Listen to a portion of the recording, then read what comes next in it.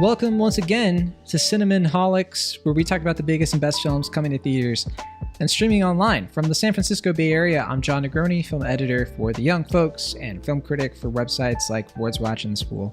From Pittsburgh, Pennsylvania, he's a pop culture writer for Cinema Blend. He's my co-creator for Cinnamonholics. Always good to see and hear him. It's Will Ashton. You're not going to call it Cinnamonholics? I said Cinnamonholics.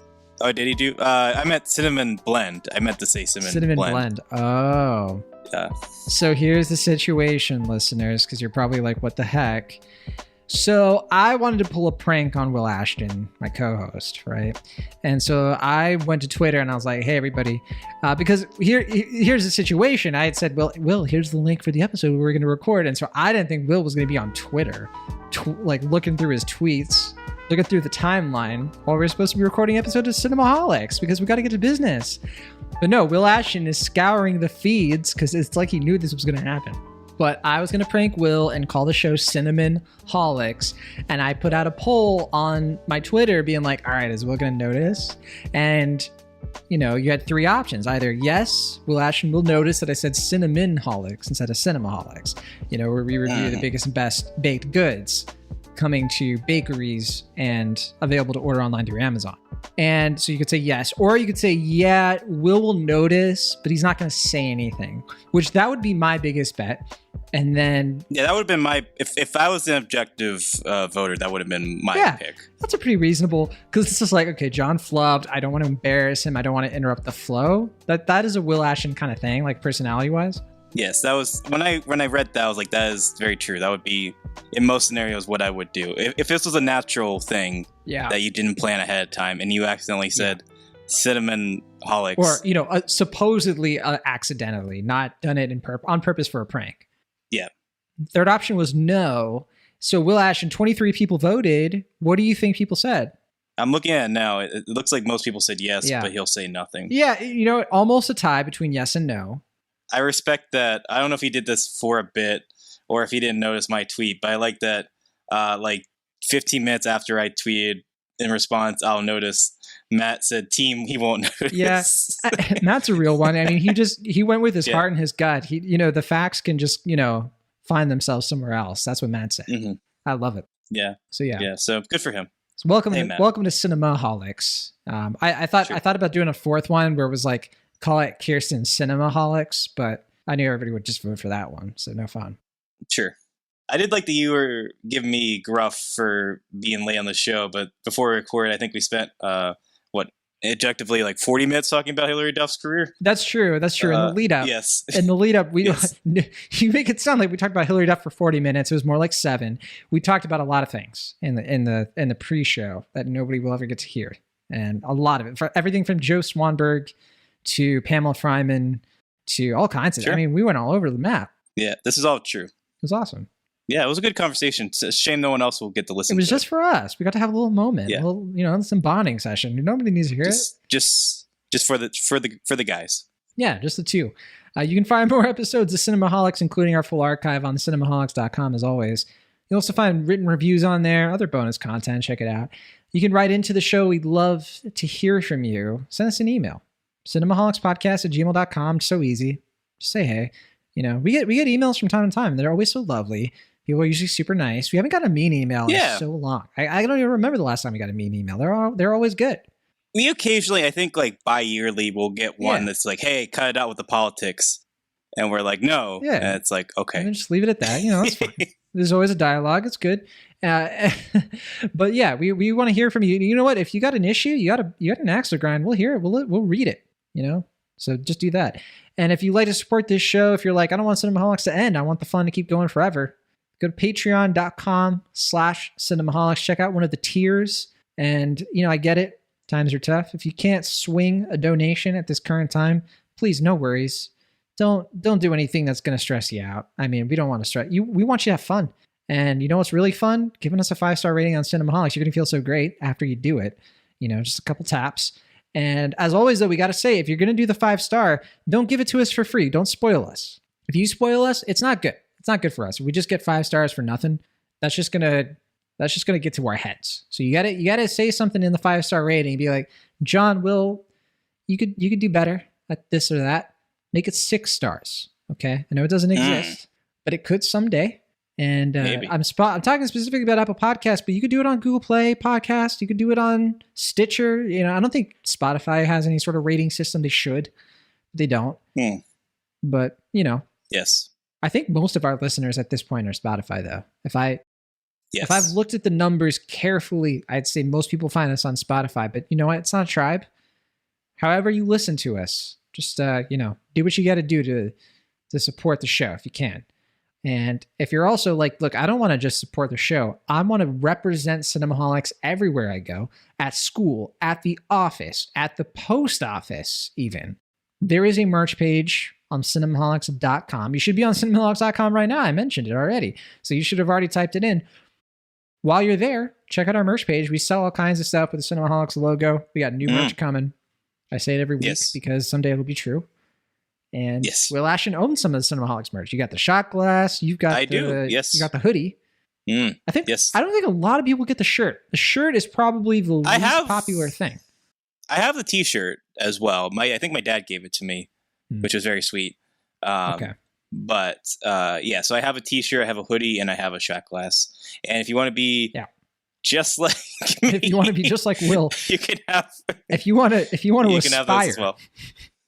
To the Pittsburgh living. Yes, of William A. If you're looking to mirror my lifestyle in any way, if that's the case, I sincerely apologize. I say go but for it. if that's something you aspire to, then go over to that Cinnamonholics merch page and check out what we got. I'm gonna do that right now. I know we're supposed to be talking about movies, but I want to do that instead. So Chris Sheridan, your co-host on It Ain't Ogre Till It's Ogre, he just replied to the poll. So I got to read this out loud live. So he's saying, I said yes to the poll that, you know, Will, you're going to notice, but I want to add that it won't be till later that he points it out. So, and I think that's right. I think Chris is saying like, okay, Will, in this objective scenario where you hadn't seen the tweet beforehand, you would have noticed it was Cinnamonholics. I actually kind of like this interpretation from Chris. You probably would have brought it up halfway into the Eyes of Tammy Faye review. You would have been like, you know what, John? I don't want to hear it from somebody who says Cinnamonholics instead of Cinnamonholics. Yes. At that point, you'd been like, what are you talking about? Because it wasn't a bit. I would have forgotten it by then. You'd be like, right. You're just trying to score points. Or I think it would be funnier if I didn't bring it up until like 4 or whatever. Like when we're reviewing like Licorice Pizza or something in December. And I'm like, excuse me, Mr. Cinnamonholics. And you're just like, what are you talking about? Is that an actual movie coming out in December, Licorice Pizza? Or did you make that up? Paul Thomas Anderson. No, Paul Thomas Anderson's movie. You're right. It's called Licorice Pizza as of now. Okay. Yeah, I remember seeing a headline about that. Okay, I'm in. It's PT. Let's go. PTA. Yeah, PTA. We already have a PT Anderson. That's so confusing. So Will Ashton. I think you're thinking of. I think you're thinking of Paul W.S. Anderson. I don't know what you're thinking of for PT. I'm getting my initials all mixed. Will Ashton. We have what's on the marquee this week. I mean, what's the marquee review? I think there are 3 things we're going to get to, but I was going to say it's a difficulty this week. Isn't it? Yeah, I wasn't 100% sure if we were going to be covering Prisoners of the Ghostland, but that's our 3rd review. Before that, we're going to be talking about Cry Macho first. So here's the thing. The new Clint Eastwood. Yeah, the new Clint Eastwood. Yes. So here's the thing. So I'm just going to get this out of the way, listeners. We talked about what we were going to talk about. We're like, okay, Cry Macho, sure, okay, whatever. Eyes of Tammy Faye, that was the other one. And what ended up happening was we both watched Cry Macho. You know, like I watched it first, then Will saw it. And I think Will was just kind of like, you know, Cry Macho rules. I saw Eyes of Tammy Faye and I was like, Eyes of Tammy Faye rules. And so we were just kind of like, okay, well, which one goes first? And then Will was just like, here's the situation, John. Because I was like, oh, Prisoners of the Ghostland is the 3rd one. But I was kind of like, yeah, you know, look, we watched that at Sundance. I barely remember it. I don't know if I want to talk about it. Will Ashton came into my office, stormed it, threw like a bag of Skittles at my face. It hurt. And was like, taste the rainbow, biatch. And was like, we're going to talk about Cry Macho first. That's how it's going to be. Okay. We're going to talk about Prisoners of the Ghostland. And I was like, but Will, and you said, but nothing. You kicked over my desk. I had to scoop back to avoid the desk landing on my feet. And you said, it's my way or the highway. My way or I'm gone. I'm walking. No more Cinnamonholics for anybody. No more Cinnamonholics for anyone who wants it. So that's what we're doing. The most surprising thing, I think, for me in this scenario is not only that I went to San Francisco, but I knew, I guess, in this hypothetical situation that you would be back in the office and somehow made it into your office space. I'm in my office right now. Are you? Yeah, I have an office. Are you back? I don't know. I mean, I go back to work office. this week. I don't do Cinnamonholics from my day job office, Will Ashton. What do you? Sure. Do you think they would let me do that? I don't know. No, they wouldn't. They'd be like, "Are you joking?" I got to do actual work. I'm not quite sure. No, I have an office in my house. Okay. Yeah. I'm in my office right now. You could kick down I don't know where you are. You could be kicking down the door any second. I got to be careful. I can't say anything wrong. I don't know. Yeah. You could have jumped on. Another thing about Clint Eastwood. Will, and then just like I kicked the door open. I was curious why your cell phone camera on the live feed was like so dark, like you were going down a tunnel, like you were driving down the mean streets of Oakland, California. But yeah, anyway, no, we're going to talk about Cry Macho first. And I think in all seriousness, I think we're going to talk about Cry Macho first. I think it's the bigger movie. I mean, I've got to be objective here. I might think that it sucks, but you know, people watched it. More people, I think. It's potentially the last Eastwood. I don't know. I mean, who knows? Sure, but it could be. I mean, very he's well 91.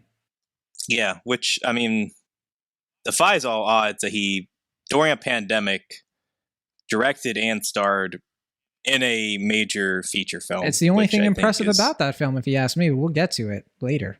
Sure. Yeah. Because I think, as you'll notice from our review, I think there's going to be some difference of opinion on that movie.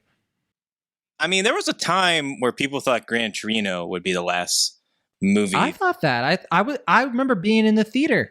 I remember thinking, this is it. No more Clint Eastwood after this. I was dumb and wrong. Did you think that would be the last one he directed? Yeah. Or just starred in? You thought it would be both? I thought that was his epitaph. I thought he would probably retire after that movie. That's why I watched it in the theater. Sure. I wasn't old enough to see it at the theater at the time, but I didn't think it was the last one he'd direct, but I did think it was the last one he'd star in. So that's why I was really surprised. Because I know he did Trouble with the Curve, which was like, you know, a bit of a curveball, fittingly. I was like, okay, I guess this is the last one. And then he's like, nope, I'm doing The Mule. And it's like, oh, okay. I guess that's the last one. And he's like, nope, Cry Macho. And so I don't know. Maybe in 2024, he's going to be like, I'm starring in Blood Work 2, Bloodier Work. And it's like, all right, you're 95 years old, but okay, let's do this. I do want to say, you know, we're going to get to our Cry Macho review. We're going to get all the way through it. We're going to talk about Clint Eastwood. We're going to talk about his filmography. I don't want to make it sound like I'm not a Clint Eastwood fan. I have stuck up for a couple of Clint Eastwood movies. One in particular that Will Ashton to this day does not respect. That I find. Paint Your Wagon. No, Sully. But we'll get there. We'll get there. So we're I think Will Ashton, we're two sides of the same Clint Eastwood fan coin, if that's a thing. That's what I find. Yeah, I mean, not to give away your opinion of the film, but I already gave it away. Sure, you privately to me called this film embarrassing, which I find odd considering that I think at least in some respect or another, most of Clint Eastwood's filmmaking has been embarrassing in some respect or another. It's that embarrassment. So you know, American Sniper has the infamous baby scene, right? But you gotta give that movie other stuff. I mean, J. Edgar has. Well, that's what I mean. Yeah. So J. Edgar. I mean, like, what's going on with what's his face's Armie Hammer's makeup in that movie? I mean, look, that was peak DiCaprio wants an Oscar more than he wants. Sure. You know, like anything else in the entire galaxy. Yeah. I'm kinder on Jersey Boys and some, but I know some people consider that film to be an embarrassment for Eastwood. I consider 1517 to Paris a bit of an embarrassment. See, I still haven't even seen that movie. Yeah. Yeah, I mean, I'm not even that crazy about The Mule. I know some people like that one. But there are two, well, not to downplay it. He has two scenes where he has threesomes with 20-year-olds in that film. So I don't know how you can walk away saying that Cry Macho is the more egregious vanity project, but that's a John. You're putting words into my mouth, but we haven't even gotten to the review yet. First, we have other stuff to get to because we're going to talk about Cry Macho. Everybody's waiting for it, but we don't want to. Hey, look, you know, we don't want to start. You know, the tears haven't started flowing yet. Let's say that. We are going to talk about The Eyes of Tammy Faye, which I'm excited to talk about. That's my movie of the week. If I had a movie this week I want to talk about the most, it is that movie. I'm so pumped Sure. to talk to you about it. I know that we're going to have different opinions, but I don't care. I want to talk to my friend Will about this movie. I don't know. It depends on how high you were on that film, but we can talk about that. I think you'll be a little surprised. And if you think I'm going to gush all over it, you can relax. Sure. But Prisoners of the Ghostland will end on that. I'll do my best to remember as much as I can from that movie. I promised you, Will, in private, I'd watch the trailer. I did not. I broke my promise, and I'm sorry about that. I don't think I actually literally promised it, but whatever. But first, Will, look, we got a couple more things to get to. 2 big things in off topics. The first thing is TIFF is over. I watched 8 films from TIFF. Not a lot. I really kept it. I was on vacation. Those are rookie numbers. Oh, yeah, 100%. And you know what?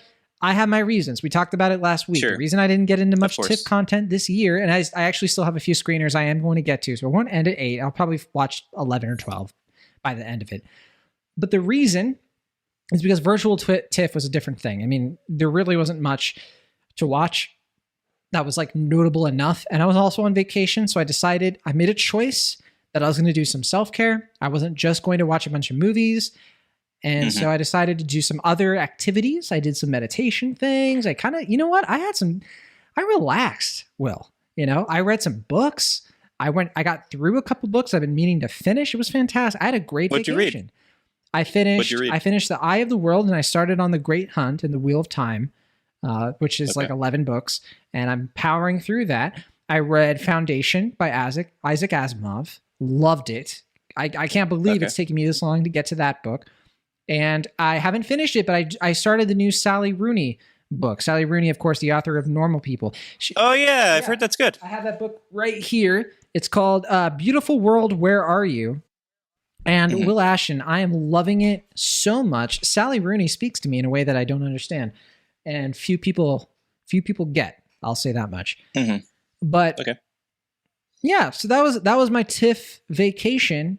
And then you're going to talk about 2 movies and off topics. Sure. Why don't we start with that? Because I want to start. I want to hear about Card Counter, because that's the new Paul Schrader film, and that is the movie that I think a lot of people were like, "Where are John Will's review? They should be talking about the movie last week." And they're probably looking at this and they're being like, "Cry Macho, what about Cry Card Counter?" And I wasn't able to see it. I didn't get a screener. I wasn't able to get to a screening. I know, and you know what? Delta's still a thing. I'm still kind of nervous about going to public screenings. Yeah, that's fair. So I'm kind of trying to really balance that whole thing. I am seeing a few things here and there if I can, especially if it's a smaller thing. But Card Counter, I didn't see it. Will, you did. What is your verdict on Card Counter? What even is this movie? The only thing I know about it is Paul Schrader. I know Oscar Isaac's in it. What else? Yeah, Paul Schrader is in it. Ty Sheridan is in it. Tiffany Haddish is in it, and Willem Dafoe is in it. It is Paul Schrader's follow-up to First Reformed, which is his, return to form. No pun intended. And it's the Card Counter, not Card Counter. Sorry. Yes, the Card Counter. So I think because before that there was like the whole like the Canyons period for Paul Schrader, where he either didn't have full creative control over his films, or he just was like what he wanted to execute with his films just wasn't coming to be for a number of reasons. Can we get this out of the way? Because I don't think everybody listening is caught up on the legend status of Paul Schrader. I mean, this is the screenwriter of some of the most influential films of all time. We're talking about Taxi Driver in 1976, Raging Bull in 1980, and The Last Temptation of Christ in 1988, among many other films. He's directed a lot of films, I think almost 20, but I'd say that this guy is a legend and got to give him some respect. Yeah, I mean, maybe one of the most fascinating stories in Hollywood, just in terms of being, I think he grew up in a fairly like celibate household, if I'm not mistaken, to the point where I don't think he actually saw a film for the first time until he was in college. He was also severely addicted to cocaine. And I mean, this guy, he's lived a life. I mean, if you go through his stuff, he was raised, like you said, very strict religious. I think he was Calvinist. He was Episcopalian. You can see that a lot in Last Temptation of Christ. I mean, you can see it all over his movies in terms of like how religion informs his entire way of being and his worldview. I mean, it's very complicated stuff, and it's always full of really interesting ideology. I really like his approach to life and how he expresses himself through his films in that way. Yeah, so there is a pervading sense of like be it like religious guilt or some sort of fundamental sense of like anguish or guilt that permeates throughout most, if not all, of his films. And that is no exception with the card counter, which you could look at as like the 15th time he's made a film about a sullen character in a darkened room writing in a journal his like personal tormented feelings. I mean, that's the main criticism I've heard of this film, is it doesn't really tread new territory for him as a screenwriter or a director. I don't know if that's true. I guess. Yeah, I don't think that's a criticism that I have necessarily, but I can understand if you go from seeing this film to First Reformed, I could see some folks, if you're just looking at from a surface level opinion, you could see it as maybe like kind of retreading similar ground. But I think, and this is where I kind of have to walk on eggshells a bit, the trailer for the movie sells it as like, hey, here's this eccentric card player guy who, kind of like tries to one up the system and all this stuff, which isn't necessarily false, but I don't know if you've heard, the real plot of the film is a notably darker, more political and angry film than I think the marketing, at least, or focus features wanted people to know. But I was frankly kind of taken aback by how much the movie is about Guantanamo Bay. I won't give away anything more than that. Okay. I mean, I got to say, I knew that since this premiered at Venice, I haven't read any reviews. I don't know the synopsis. I hear card counter. I think of 21. I think of blackjack. So I have no idea why Guantanamo Bay would play a role in that at all. Yes. And I don't want to, that's why I'm trying not to give anything else away. But so I think the movie, it is both exactly what you expect and not what you expect. And I mean that in a good way, because I think what I find so appealing about the film is that it is, like we said, kind of playing into the traditional kind of like anguish male thing that we expect from Paul Schrader. But at the same time, it's also a very interesting premise in that like a man uses his desire to kind of walk through life, like hiding and reserving his feelings to like basically make the perfect poker face and excel at poker. And I think that's a really interesting dichotomy. And I think that premise, I don't think it's quite as good as First Reformed as far as like finding that like Paul Schrader balance of like his inner political feelings in a narrative form, because there are a couple hiccups here, especially there are one or two scenes that I know they're filming this. I think they finished filming just before COVID, and I think they had like one or two scenes they had to pick up like during COVID, and it's not seamless. I remember hearing the new. Yeah. They started filming this in like late February 2020. I mean, we're talking weeks before pandemic stuff, and then I think they paused production. Yeah. Yeah, but there are like one or two scenes that in the third act just kind of feel like they had to go through like a hiccup of being filmed during the pandemic. What are you gonna do? It happens. But I think I would say it's probably like quintessential B territory Paul Schrader, in that I think it's not without its kind of like flat, terse moments. I think Paul Schrader can sometimes be a little too like maybe not cerebral, but like a little too like verbose, in that like he just has the characters kind of explicitly saying things as opposed to just showing them.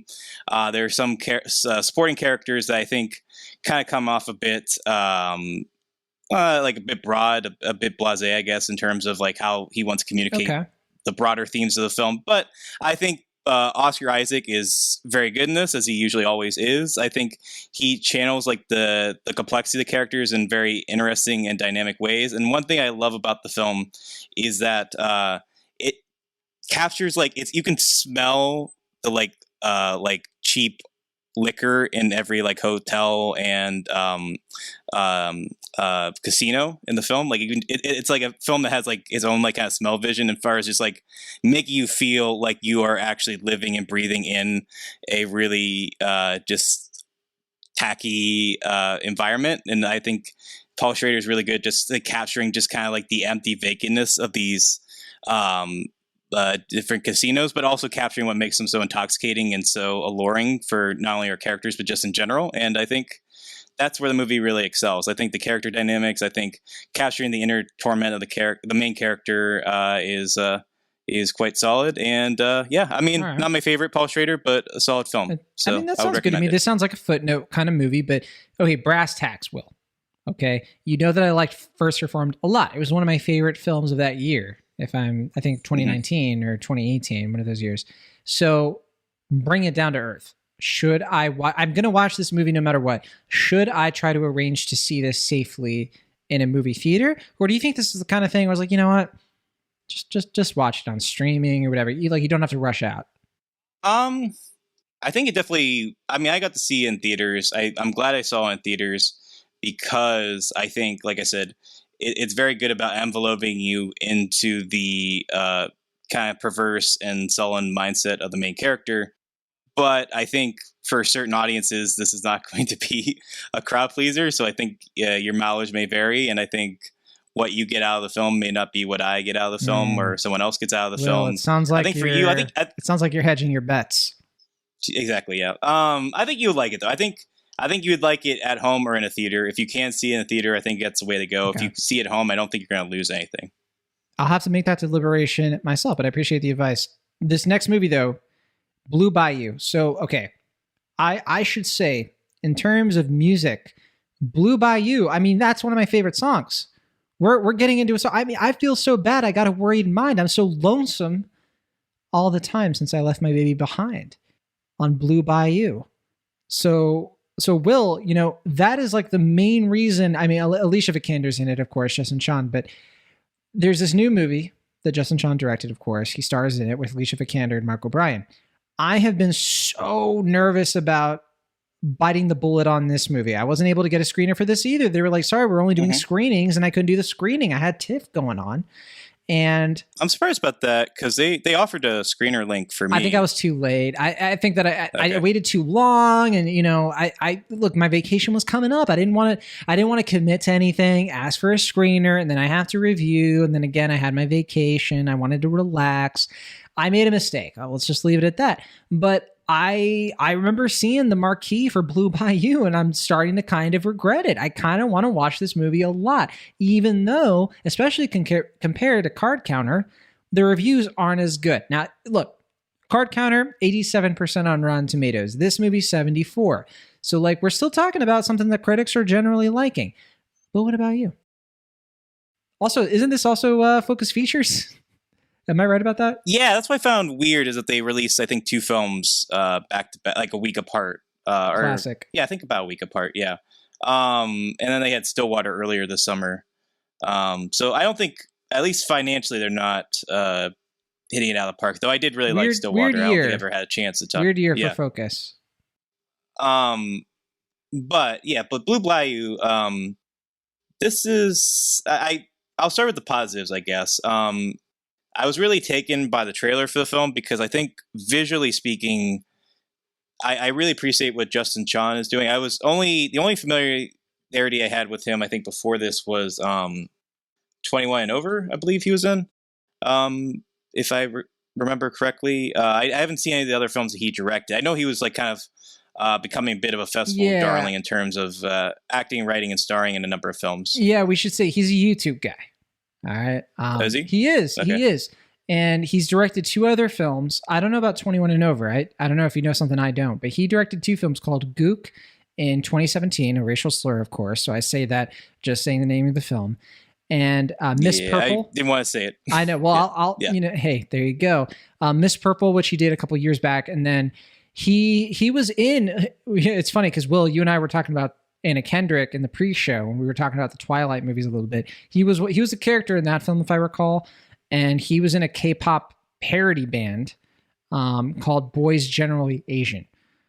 So those are some of his bona fides. I mean, the guy's done other things. I think he was in Coming Home Again. He was in Heartbeats, a few other things. But yeah, in terms of directing, I don't know anything. I don't know where you heard 21 and Over. I don't know what that is. I do not know.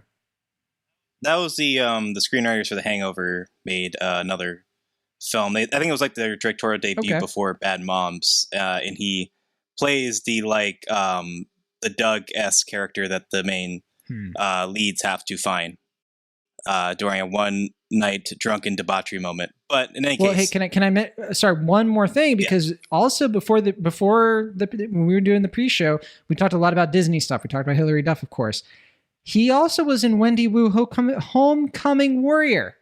I know that. Oh yeah. He was in that with Brenda I remember Song. that. So, hey, respect your roots. Yeah, sure. But yeah, I mean, all that to say, if I was familiar much with Justin Chon, I was just familiar with his acting. I didn't know anything about him as a filmmaker. And I think the movie itself, Blue Bayou, it starts off strong because, like I said, he's done like 3 or 4 films prior to this, if I'm not mistaken. But still, I think, coming into his own as a filmmaker.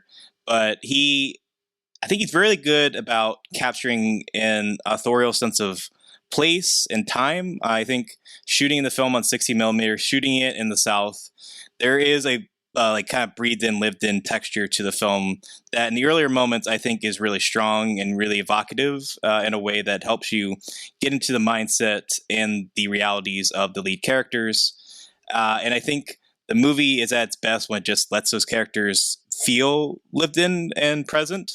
But I think the main issue I have with the film is that as a screenwriter, Justin Chon seems to be so preoccupied with doing like seemingly everything, especially towards the third act, in that he introduces like, I think 2 or 3 more subplots than he needed, to the point where I think the film's inherent simplicity kind of gets weighed down by him trying to introduce all these different ideas, all these different concepts that don't quite have the elegance, I think, of the earlier moments. And even then, some of the themes don't come together quite as naturally. I think his screenplay just needed more work. It wasn't quite as organic as I think his directorial influences are trying to be.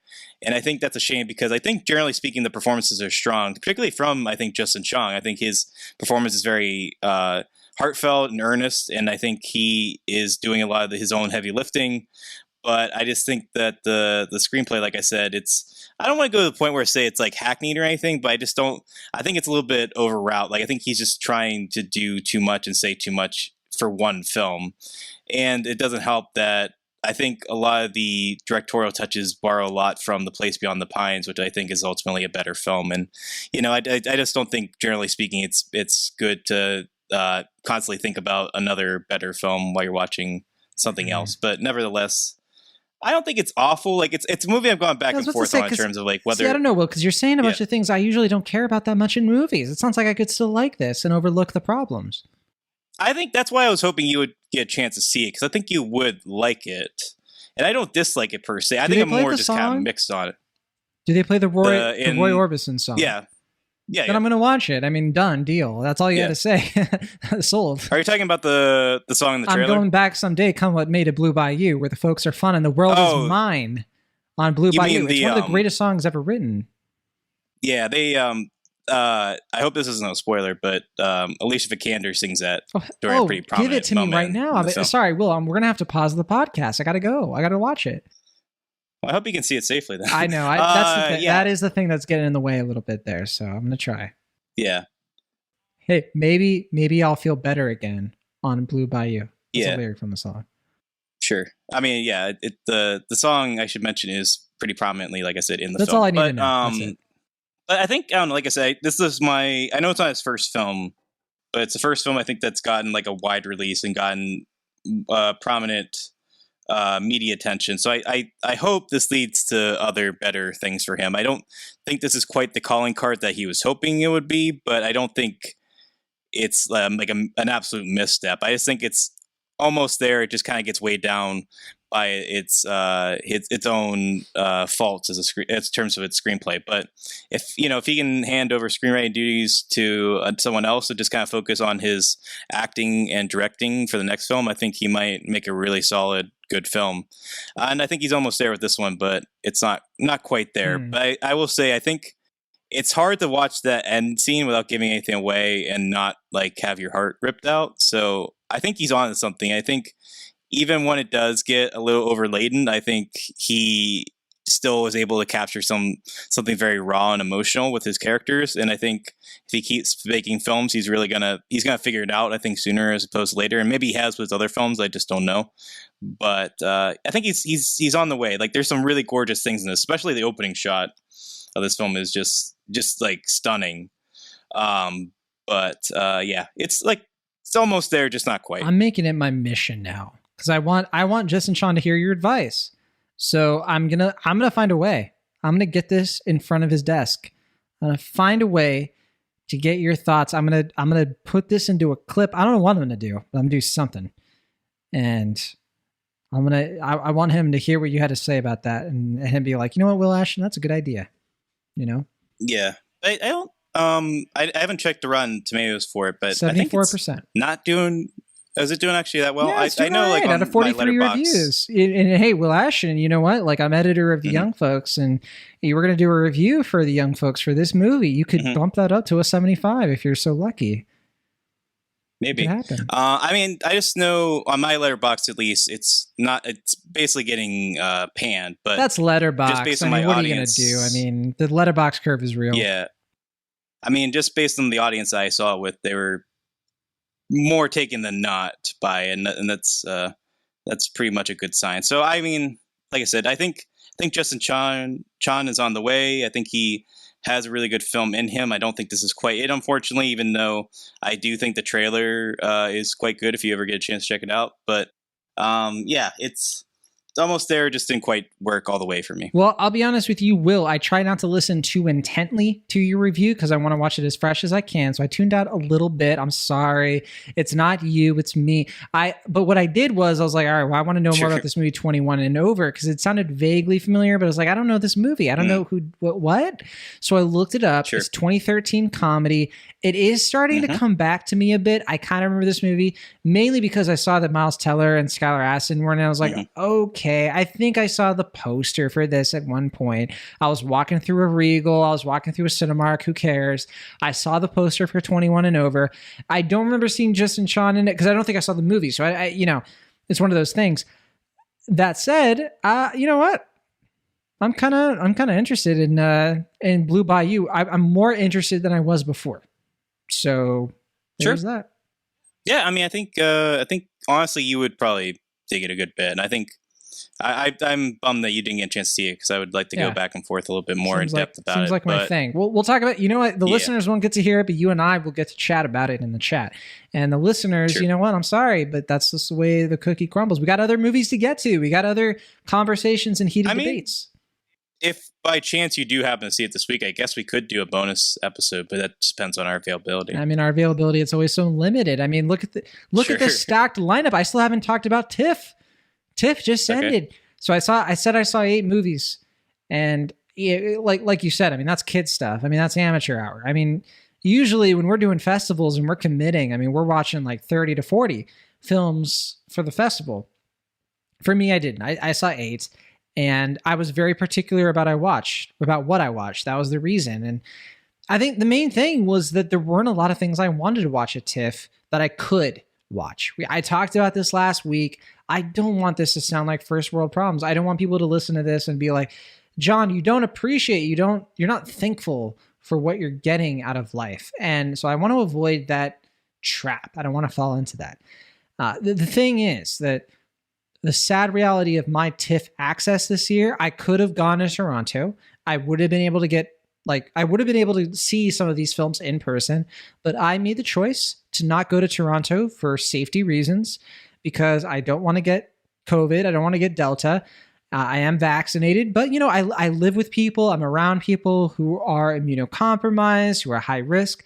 So I'm making a choice for myself and my family that I'm not going to put myself in very risky situations. In fact, during TIFF, Dune happened. They showed Dune in Toronto, and somebody had COVID, and they potentially spread it to other people. So that's the sort of thing I'm trying to avoid. Now, we also talked about this last week. I was able to watch some films that were a surprise. And that was kind of cool because I was able to sit down, watch some movies that I hadn't heard of before, that there wasn't like a lot of hype behind them. I didn't do a ton of research. I just went onto the press TIFF portal or whatever, and I looked through some films, and there were a few things that I had heard, like some other colleagues were like, hey, I just watched this, I just watched that. There were some things where people were like, I watched this and it sucked. And I was like, yeah, I'll watch it too. I was trying to be, I wasn't trying to chase the trends, because I wanted to be surprised. There are a lot of things that I watched that other people hate and I end up loving. So I wanted to make sure I was making room for that sort of thing. So of the 8 films I saw, I'm happy to say I didn't hate anything that I saw. I think I liked most movies that I watched. I saw The Wheel, which I don't know if you've heard anything about The Wheel yet. I was hoping you'd be able to see it. And The Wheel, it's, my gosh, what a traumatic movie. I mean, this one was directed by Steve Pink, which I think that perked up your ears a little bit. Trent Atkinson wrote the film, but yeah, man, this movie hit me so hard. It is a drama about this couple who, they're going camping. Basically, they go to this Airbnb cabin to try to save their marriage. They've been married since they were teenagers. They've been married for 8 years and they're having a hard go of it. And this movie's called The Wheel, and its pivotal scene is on a Ferris wheel. You know what's coming. You're watching the movie early on. They pass by a Ferris wheel and you're like, yeah, that's where the climax is going to happen. And sure enough.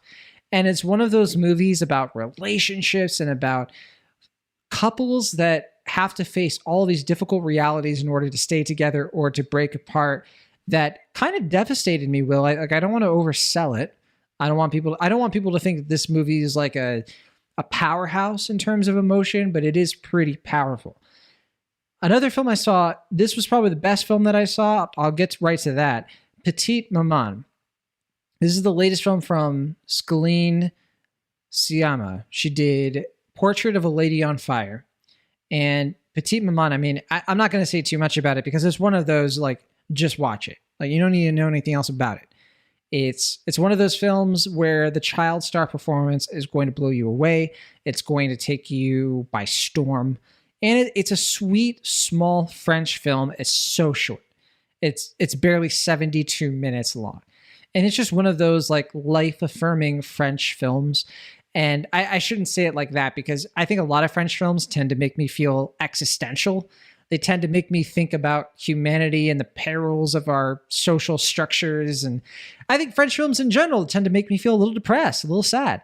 Petite Maman is so uplifting. I mean, it deals in depressing subject matter. It's not leaning into like positivity for the sake of it, but it's using sadness. It's using things that are very difficult to think about, grief and loss, but as therapeutic tools with like a little bit of a sci-fi twist.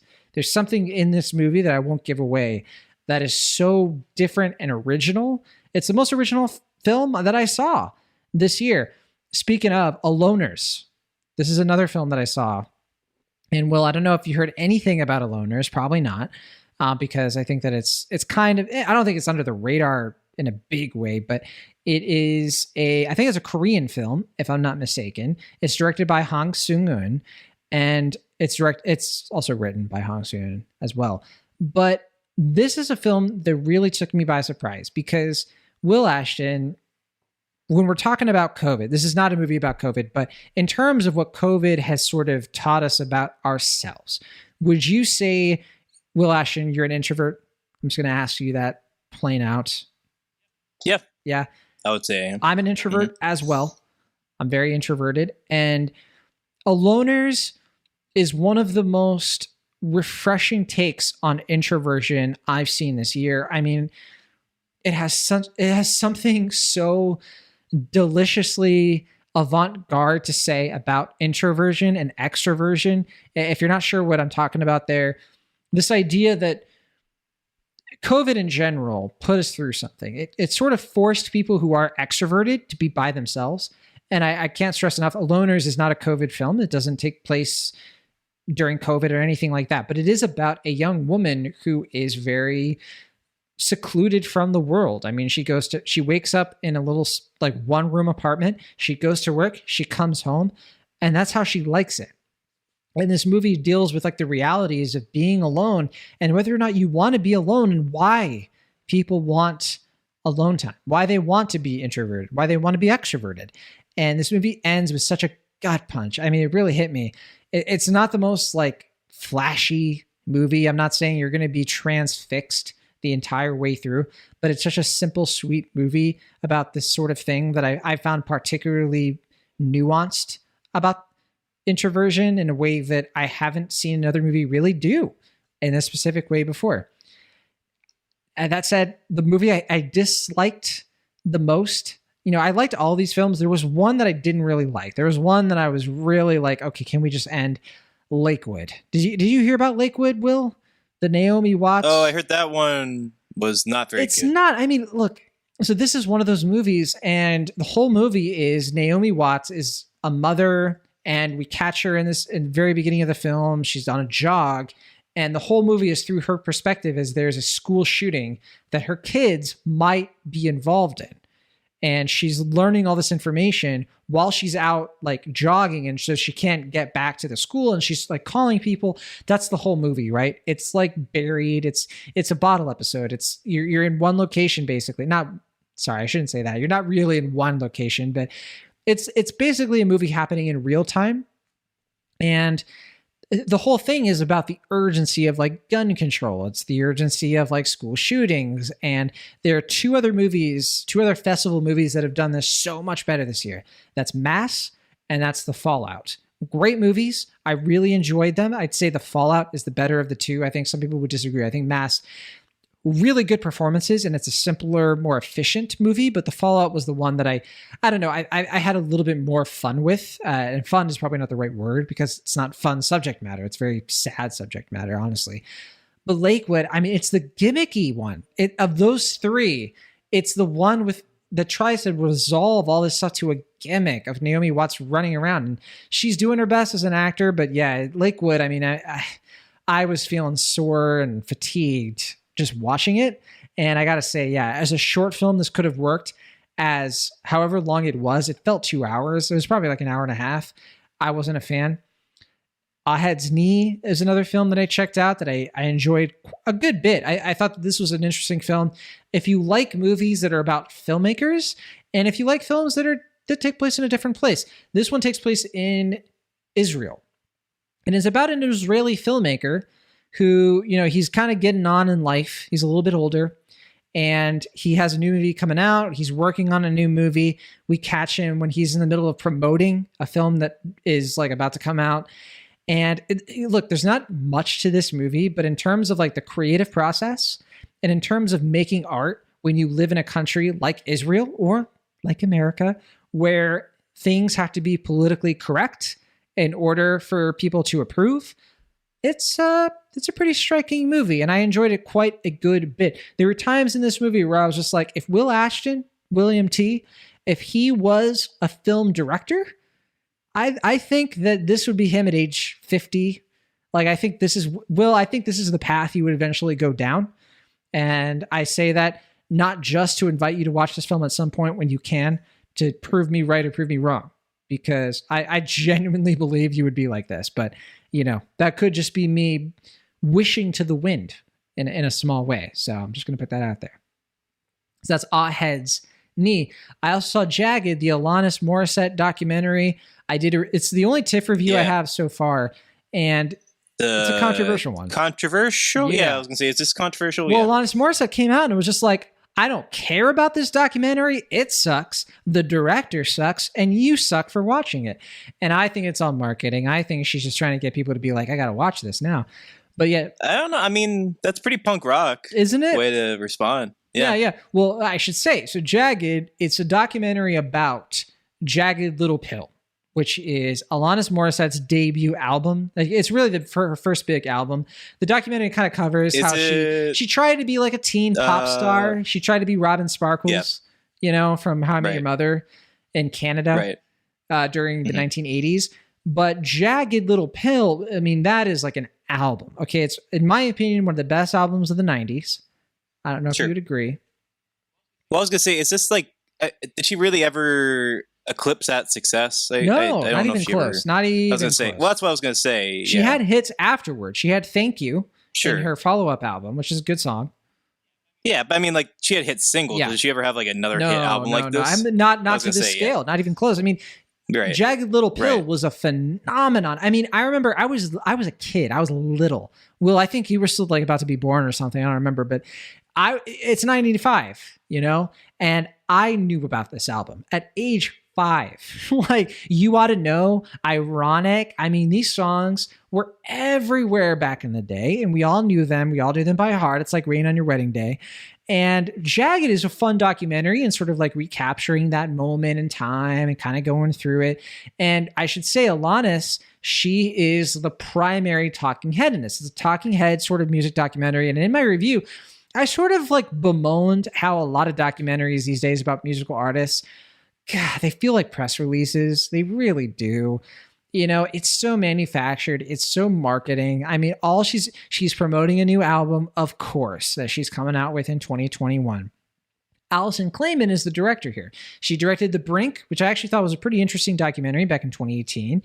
And in this movie, you know, like, she's kind of going for it a bit. And I respect Alison Klayman a lot. And I think Alanis Morissette has come out and been like, this is not the documentary I wanted to make. This was supposed to be a 25th anniversary of Jagged Little Pill. It is. I don't understand what she's complaining about. That's exactly what this is. This documentary is so tame. It's so on the side of Alanis Morissette.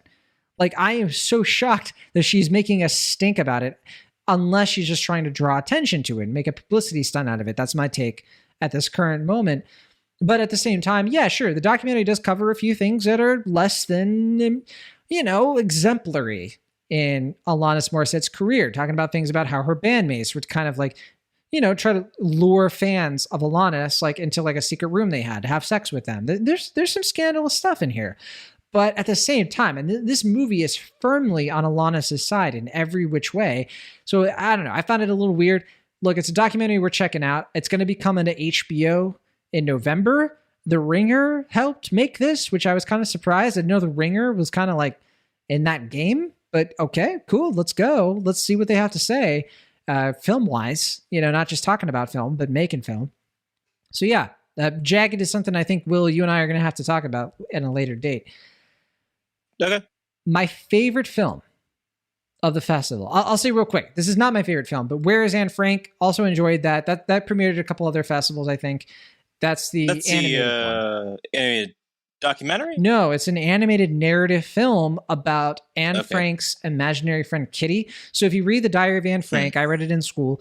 Anne Frank, during the Holocaust, so if you don't know the story, Anne Frank was a young Jewish girl in Poland who was in a hiding place with her family and another family during the oppression of the Jewish people during World War II. And so this movie is about, in her diary, she's writing to an imaginary friend named Kitty.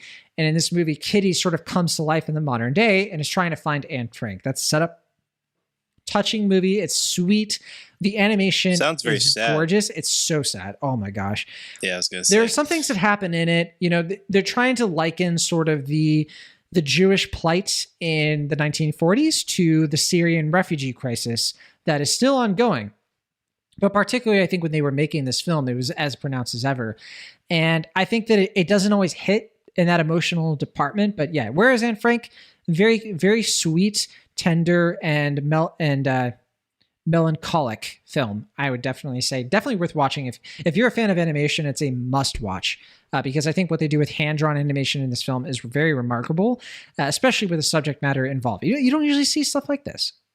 Yeah, I was trying to figure out. So the director, is it the Waltz for Bashir director? Ari Folman. Yes, I was going to say. Yeah. Yeah, sorry. So Ari Folman is the director and the writer. Yes. So, yeah. So I love Waltz with Bashir, and I like The Congress as well. Not quite as much, but Waltz with Bashir. I haven't seen it, but yeah. Made in Israel, The Congress, good films from what I've heard. Mm-hmm. But yeah. So I was curious to see this film. Yeah, I think, Will, you know, I don't know if you'll love it, but I think that you might respect it. I think at the very least. But the best film that I saw, the film that I'm thinking about even to this point, is Seven Prisoners. I don't know if you heard about this one either, but this is a Brazilian film. And I think the last Brazilian film we talked about on Cinnamonholics was Bacurau, which we reviewed last summer. And this latest film, it was directed by Alexandre Murato, who I don't know if people have seen not Socrates, his film that he also did, but this movie, Seven Prisoners, I won't get into a ton of detail, but it's one of those movies. I mean, look, I'm just going to be straight up here. I think TIFF in general, it didn't, the films that I saw, it didn't produce some of my favorite films of the year. That's just how it turned out. But in terms of Seven Prisoners, I think that it came the closest. And this movie, it's set in Sao Paulo, which I've been to. I've been to Brazil. I've been to Sao Paulo, and it was kind of cool to sort of see this location again. It's been about a decade since I was there. And I'd say that it's a drama for sure, but it's also very much about power. It's about the systems that sort of enslave human beings. How does a person become evil? How does a person get to a point where they're willing to enslave others? It is a very, unfortunately, frank and unflinching sort of film depicting modern slavery and how that works and how it happens in a way that I think is very uncomfortable for many. And I think it's a must watch in that sense. In terms of its social allegory, it's a must watch because I think that it covers some material that is not easy. And that's why I like it the most. And this movie takes you on a roller coaster. I mean, you're going through it and like you get to a point where you kind of see, okay, yeah, I know what's going to happen. And it's not the most surprising film, but I think that's what is the most haunting thing about it, if that makes any sense. So I can't wait, Will, for you to watch it because I really want to dish about it with you. But that was my TIFF experience. I mean, I saw Eyes of Tammy Faye as well, which was a TIFF film, but I wasn't able to see it through TIFF. I had to, I saw it in a different way. But yeah, sure. I didn't see Dune. I didn't see Dear Evan Hansen yet. I mean, we're going to see that later this week, and that'll be next week, I guess. But yeah, I missed the big stuff. You know what? Of all the films that I think I'm saddest about not seeing, I don't know if you're going to be surprised by this. I want to see Belfast so bad. I cannot wait for Belfast. Didn't that win the top prize? I don't know if it was the top prize. Yeah, it won a bunch of stuff. Belfast, that's a new Kenneth Branagh film. Jamie Dornan. I want it. Katrina Balfe. I want to see them in a movie together right now. I don't know if it's the front runner, but I know it's considered one of the front runners for the Oscars. Best Picture nom, I think, is probably in the back. I mean, based on what I'm seeing buzz-wise, I mean, I haven't seen the film. It could suck. But based on, what I'm hearing, we should mention Toronto International Film Festival tends to produce a lot of Best Picture winners and nominations. And I think that this will probably be a nomination at the very least. Yeah, well, it premiered at a film festival before that, right? If I'm not mistaken, Venice or something. Yes. Oh, I think you're right. I don't remember if it was like one of the German ones. I'll have to look it up. But yeah, I mean, I'm curious about it. I do think it's kind of funny that Kenneth Branagh made and will release a whole movie before Death of the Nile ever comes out. But that's neither here nor there. Okay, we're going to find out right now. So I looked it up. It premiered at Telluride. So, yeah, technically, it premiered right before Toronto. But I mean, come on. Like a week before Toronto. It was like, I don't know, it all kind of blends together. And this is also a Focus Features. We were trashing Focus Features before, but... No, we weren't. A little bit. I was. We were just trashing that they released two of their movies so close to one another. I wasn't... I mean, I have mixed feelings about Blue Bayou, but they released Stillwater and The Card Counter, which are two movies I did enjoy. Okay, all right. Hey, we still haven't talked about Stillwater, so we'll get to that, I guess. Yeah, good movie. But anyway, I just remember, I think, like you said, Telluride, like, there was like, this movie's pretty good. And then comes out, TIFF is just like, Best Picture, frontrunner, like, top prize. I mean, it's black and white, and it has the fixins for that sort of thing, I guess. Sure.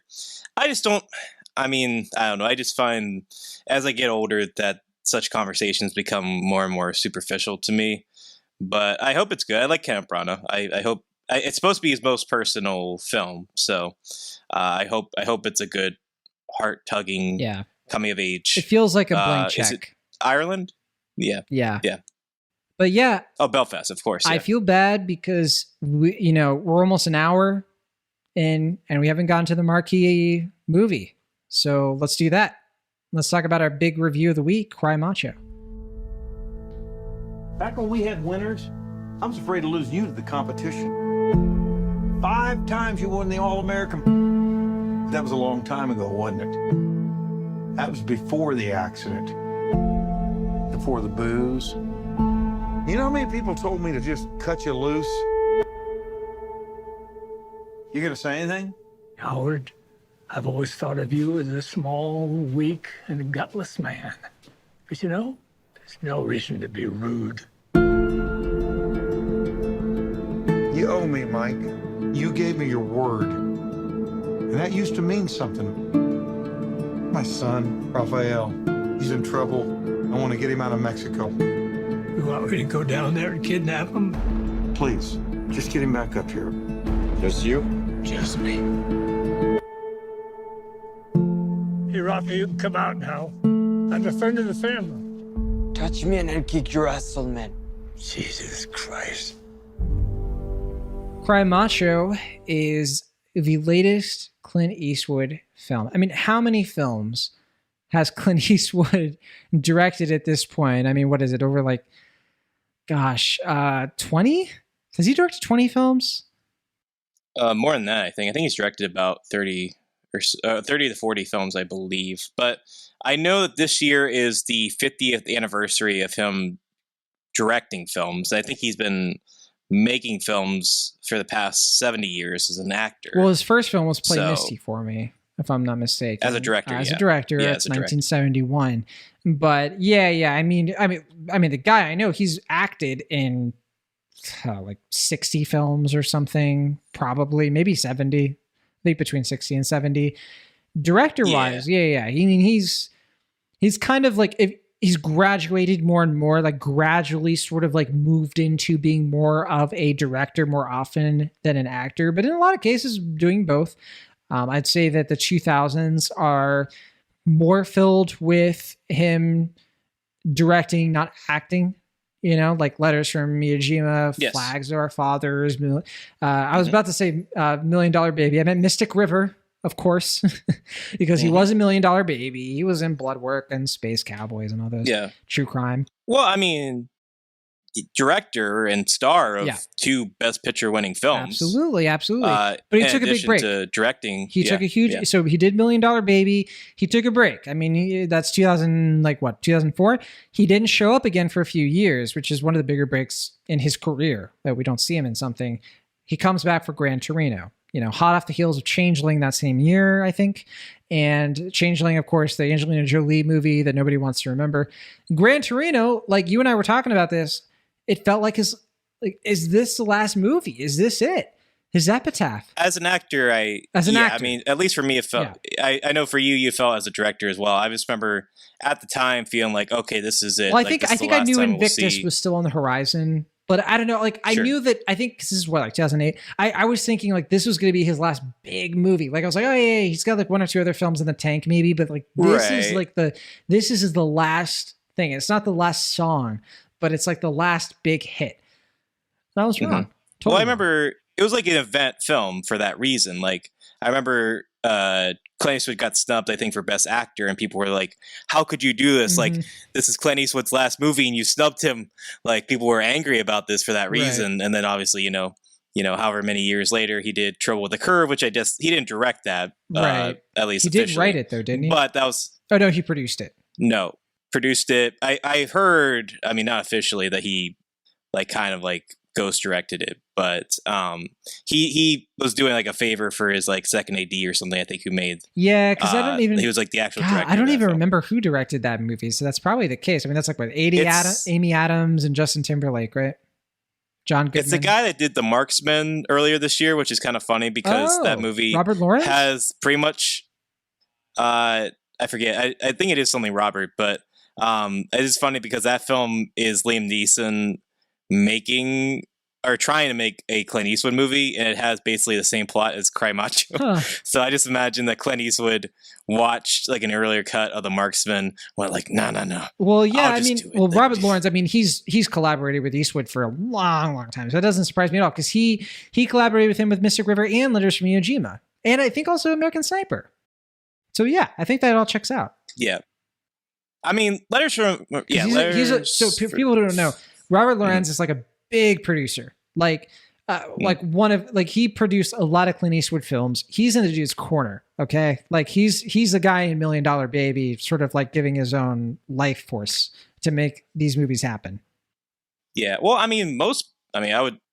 Clint Eastwood is, if they ever made like whatever, like a Mount Rushmore in Hollywood, there's a decent chance that Clint Eastwood would be on it. He is like one of the, he'd be the Western monumental guy. If they had one just for Westerns and stars. Yeah. Mm-hmm. Him or John Wayne, probably him. But I don't know if you can really truly understate how big of a movie star he was, at least in his prime. Do you know his? But now we're kind of at, it's uncredited. His first film as an actor, or as a director? As an actor. Like you mean like just in general, or as a lead actor? As in general. So his first appearance in any film, and I only know this because I listened to a podcast. Is it? Okay, I was gonna say his first starring one, was it Any Which Way But Loose as lead actor? No. But no, but not his first film ever. But before that was like Fistful of Dollars stuff, right? Yeah. I mean, you're still a decade away. I mean, Fistful of Dollars is 1964. He was in a lot of films before Fistful of Dollars. Well, I mean, primarily the TV career, like Rawhide and all that. I'm just talking about film. So his first film, and he's technically uncredited. So there are two films. There's one he's uncredited, and there's one he is credited. Both of them came out in 1955. He was technically in like a few films in 1955. I honestly don't remember the other two. But the first film where he's a credited actor is Francis in the Navy in 1955. And it's a black and white comedy. I mean, most people, I think, listening haven't even heard of it. I've never seen it, but it is the first credited film role of Clint Eastwood. However, he's not the lead by any stretch. But his first uncredited role is Revenge of the Creature, which is one of Universal's Creature from the Black Lagoon sequels.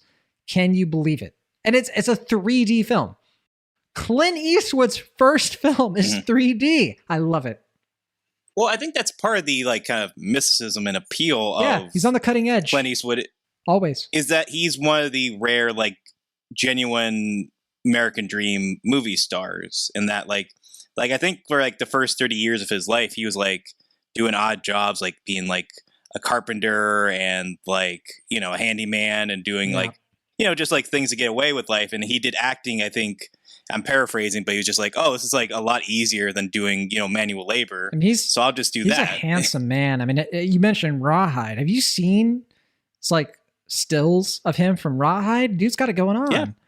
Well, that's what I mean. Like he was handsome in a conventional yet unconventional sort of way. Yeah. He had that steely gaze, but he was also, you know, like handsome and like kind of, you know, and even like seeing Cry Macho, like there are some scenes where you just like, I can see that old Clint Eastwood, you know, like stare, and you're just like, wow, you know, it's still there and under all, you know, a mountain of wrinkles and all this, but that's getting to the heart of it, because so Cry Macho, it just hit HBO Max.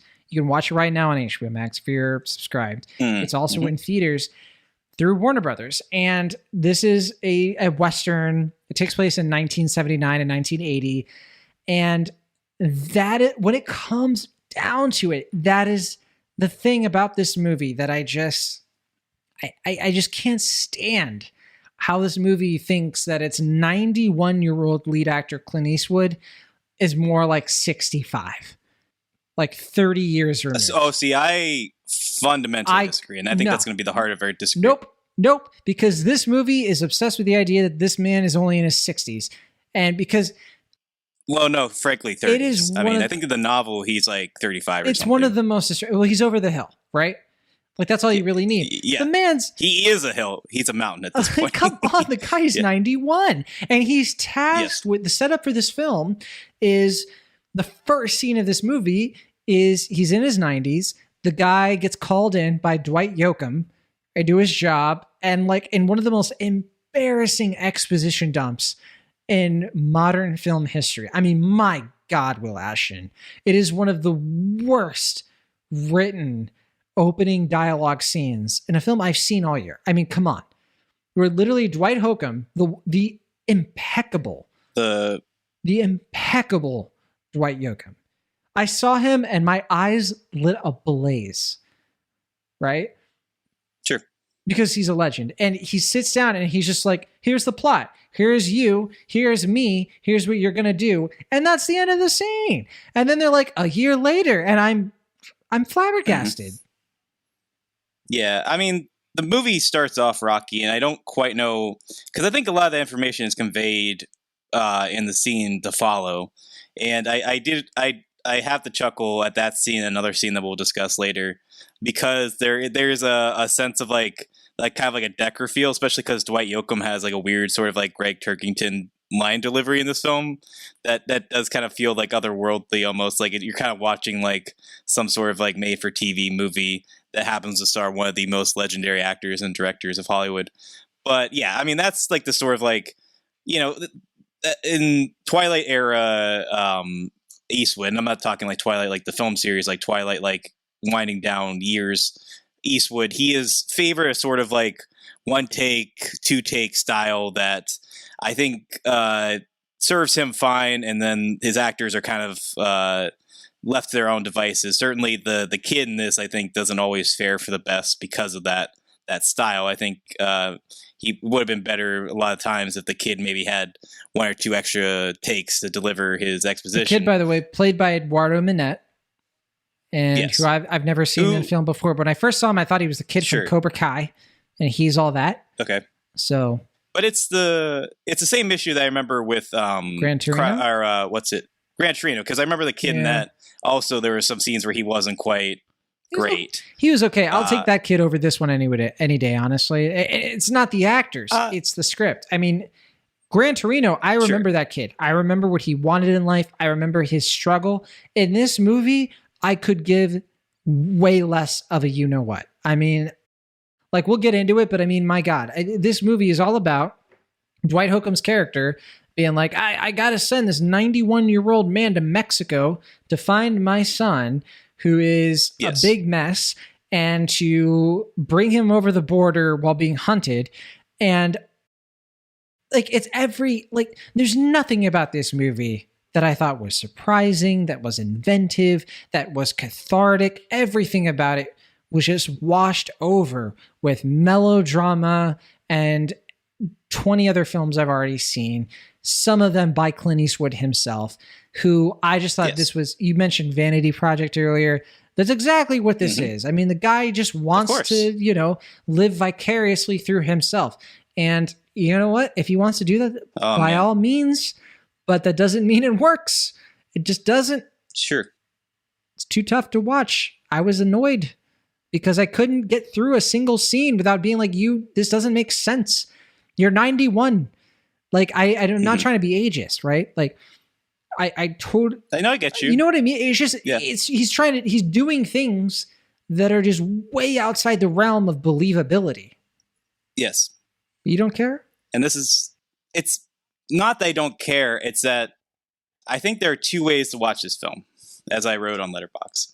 I think the way you're seeing it is the kind of more like surface way of seeing it, where it's a sort of like antiquated, as we mentioned, vanity project, where it's 90-year-old actor, at least 20 years older than whatever the character is supposed to be, is doing his last hurrah, his last journey out yonder, where he does, he saves a day, he helps the kid, he gets the girl, he does his last rodeo out in the desert plains, and it's comfortably unfussy. It's him just kind of doing a heavy-handed, self-serving film, and sure, you can look at it that way and just look at it as just like him stroking his ego, making a movie for the sake of his own image and all that. And I think there's a part of me, especially before seeing this film, where I'm kind of like, what is Clint Eastwood doing at this point? I want him to keep making movies because, frankly, I think it's what's keeping him alive. I feel like the day he's like, I'm done, that's it, I'm not making movies anymore, is when he's gonna die, unfortunately. Well, that's the heart of it, Will. This is my genuine thought. This is my one sentence review. If somebody else had made this movie, nobody would care. everybody would trash it. Everybody would be like, this sucks. But because it's Clint Eastwood, we gotta walk on eggshells around the man. That's what's bugging me about it. It's like, it sucks. Like, it just sucks. He didn't do a good job making a movie, but everybody's like, we like Clint Eastwood. He talked to a chair that one time. Isn't it amazing? He made a movie. And I'm like, I guess, but that doesn't mean the movie's good. The movie sucks. See, that's okay. So I guess that's getting to where I'm trying to lead here. For one, if anyone else made the movie, what would be the film? Like, it doesn't matter. Like, it's just a guy goes out west to save a film. Yeah. The fact that he's 90 is what makes it interesting, but that's neither here nor it's there. Both. It's like, it's not interesting or believable, or it's nothing. Well, my defense of that is that it's not trying to be believable in any I know that. any way or another. I 100% agree there. I think where we disagree and where I think the movie works is that it is by design not a film that's meant to be believable or like you're supposed to be invested in the authenticity of the characters, but rather it's a film that, like Clint Eastwood has been doing for however many years at this point, is commenting directly, in this case, on his legacy and him as a person and movie star. And I would say he's not doing it in a compelling way. And I think that's where we disagree, because for me, what I find interesting about this film is that the first movie of his that is directly and sympathetically actually acknowledging the fact that he is a feeble and froggy voiced man. Like every film before this, there is still that like gravitas, like Gran Torino, Blood Work, Unforgiven, even to some extent The Mule, where he's a 90-year-old drug cartel. There is a sense of anger and indignation, and he's like the one man who is like trying to make peace with a world that doesn't make sense to him anymore, or is like going a different way. And this is the first film of his where he is directly like relaxed or resigned and kind of making peace. Yeah, because he wrote a whole thing where he gets to get laid by a woman in her 50s who was born when he was in his 40s. Which, like I said, is much less indulgent than him having 20-something threesomes. That's true. I haven't seen The Mule, but I have heard about that, which, good Lord. Yeah. Wow. I actually thought I think that's less egregious than the relationship previous in the film where a woman of a similar age is hitting on him in his bed, which that scene might as well be in like a Telemundo show of some sort. That scene is just, I don't know. Yeah, that scene I would say is the only scene outside of the crate scene and the opening that we're talking about. I want a Clint Eastwood movie where he, like, his son Scott Eastwood, he's like, his son is getting cucked by who him, no one cares about. Where like Scott Eastwood's girlfriend's hooking up with Clint Eastwood. I'd watch it. Scott Eastwood gets cucked the movie. Yeah. By his 90-year-old. Why can't that be this movie? I would have appreciated that. Now that's meta. That's believable. I would 100% watch that as his the movie he makes as a 93-year-old man. Scott Eastwood get cucked the movie. But no, I mean, where I think we're just what I find interesting about the film is that it is actually tender and remorseful in a way that I don't think the other films of his have willed themselves to be. There is this sense that Clint Eastwood still has this like anger or resentment about the world, and I think this is the first film of his as a director or a star that seems to kind of make peace with that, or he's like it just allows him to like sit in the desert and just reflect on his life. And it's a film that is willing to have him just be in this midsection, just like living his life in a way that is almost like vicarious, and acknowledging that there is like a fatalism to this kind of like gritted machismo that he is doled out even when he was like 80 something years old. And I think that's what I find interesting about the film. That's why I think as an Eastwood commentary on, just like, what does it really matter? Like, I've pretended to be like this man my whole life, and like, I just, it's not really who I am. I just want to be this other person. I want to like kind of like go out my way in this kind of way that is, pretty tender and remorseful, and that in a way that I don't think Clint Eastwood personally has really been able to do, at least effectively, before this. I don't think this is effective either, but I think, that's the thing. I mean, look, the movie's based on a novel that came out in 1975. It came out before when this movie takes place, before you or I were born, before many people listening were born, right? And it still feels more old-fashioned. And I think, look, there's nothing wrong with that. I like old-fashioned movies. It's trying to be I like that. old-fashioned. But here's the trouble, right? And I did want to mention this too. Arnold Schwarzenegger was supposed to be in this. I think the better version of this movie is Arnold Schwarzenegger in the lead role. Seriously, like I'm not. I would love to see that as well. Right? Make it, yeah. I mean, I don't know if it's better, but I'd love to see that as well. When it comes down to it, seeing Arnold Schwarzenegger be a character who's just like Macho is overrated, give it to me. I mean, 100%. But when it's Clint Eastwood, and I just see this man who he's been through it, and I wish no ill upon Clint Eastwood at all. All right. Sure. I have nothing negative to say about Clint Eastwood as a person. We owe so much to the man. I mean, look, say what you want about his political stuff. I don't care. Dude is a legend for a reason. I think even his politics aren't as controversial as people make them out to be. Fine. You can disagree with them, sure. Yeah, exactly. Yeah. Whatever. He's just kind of like your baseline libertarian Hollywood personality, sure. which you don't have what to like, but that's less problematic than say Mel Gibson. So dude's been making movies since the 50s. Come on. Like, what do you like? Do people expect him to be like super progressive? Like, no, it's fine. It's fine. But like, that's my thing. That actually is my thing. And I think he's in this position where he's making choices to make movies, and I don't begrudge him for making whatever movie he wants. Do it. All right. Make your movie. I just want people to judge the films themselves fairly. That's all it is. And I think that it's a weaker effort. I think this and The Mule were weaker efforts. And look, you and I disagree on this. I think his last good movie was Sully. Sully was the last good one. Richard Jewell, it's okay. Like, I don't know. People really like that movie. I liked Richard Jewell pretty much. I think that one I liked for the performances primarily. Yeah, but sure. Paul Walter. Yeah, it's cool. Like, I don't have anything super negative to say about Richard Jewell. It's cool. It's fine. That was his last movie, I think, before this. I think for me, with Eastwood's last decade of filmmaking, I think the films themselves are about as strong as he cares about the film. So as we've been mentioning, I think he makes films for the sake of making films. I think it keeps him alive. I think he just likes doing it. It gives him purpose. It gives him direction in life. And I think I respect when you see something when you see something like American Sniper or 1517 to Paris, I think or Sully, he has a sequence where he's like, yes, I want to direct the plane going down sequence in Sully. I want to direct Bradley Cooper in the thrust of war, dealing with the consequences of that as the ace sniper.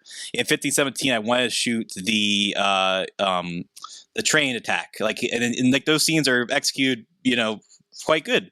But then the other personal life scenes, he could just care less. And I think those show for the most part. And I think, that's been kind of the case for his other films where I think he has something he wants to say and he says them for a few scenes. And this film, I think the probably the biggest issue is the fact that he explicitly says the themes of the film over and over again, has other characters explicitly saying the themes of the film over and over again. But I think in some respects that adds to the weird sort of earnestness of the film, and that he is just, saying what he wants to say on his own terms. And he's just let me just make sure you get this. I'll say it 15 more times if you want me to. And I just respect that. I think it's Clint Eastwood as most settled. I think it's Clint Eastwood making the most of, whatever finite time he has on this planet, and just being I have done everything I wanted to do. I don't know if he's done or not at this point. Maybe he'll make another film. Maybe he won't. But I think this is more respectful than pretty much anything else he's directed post Gran Torino.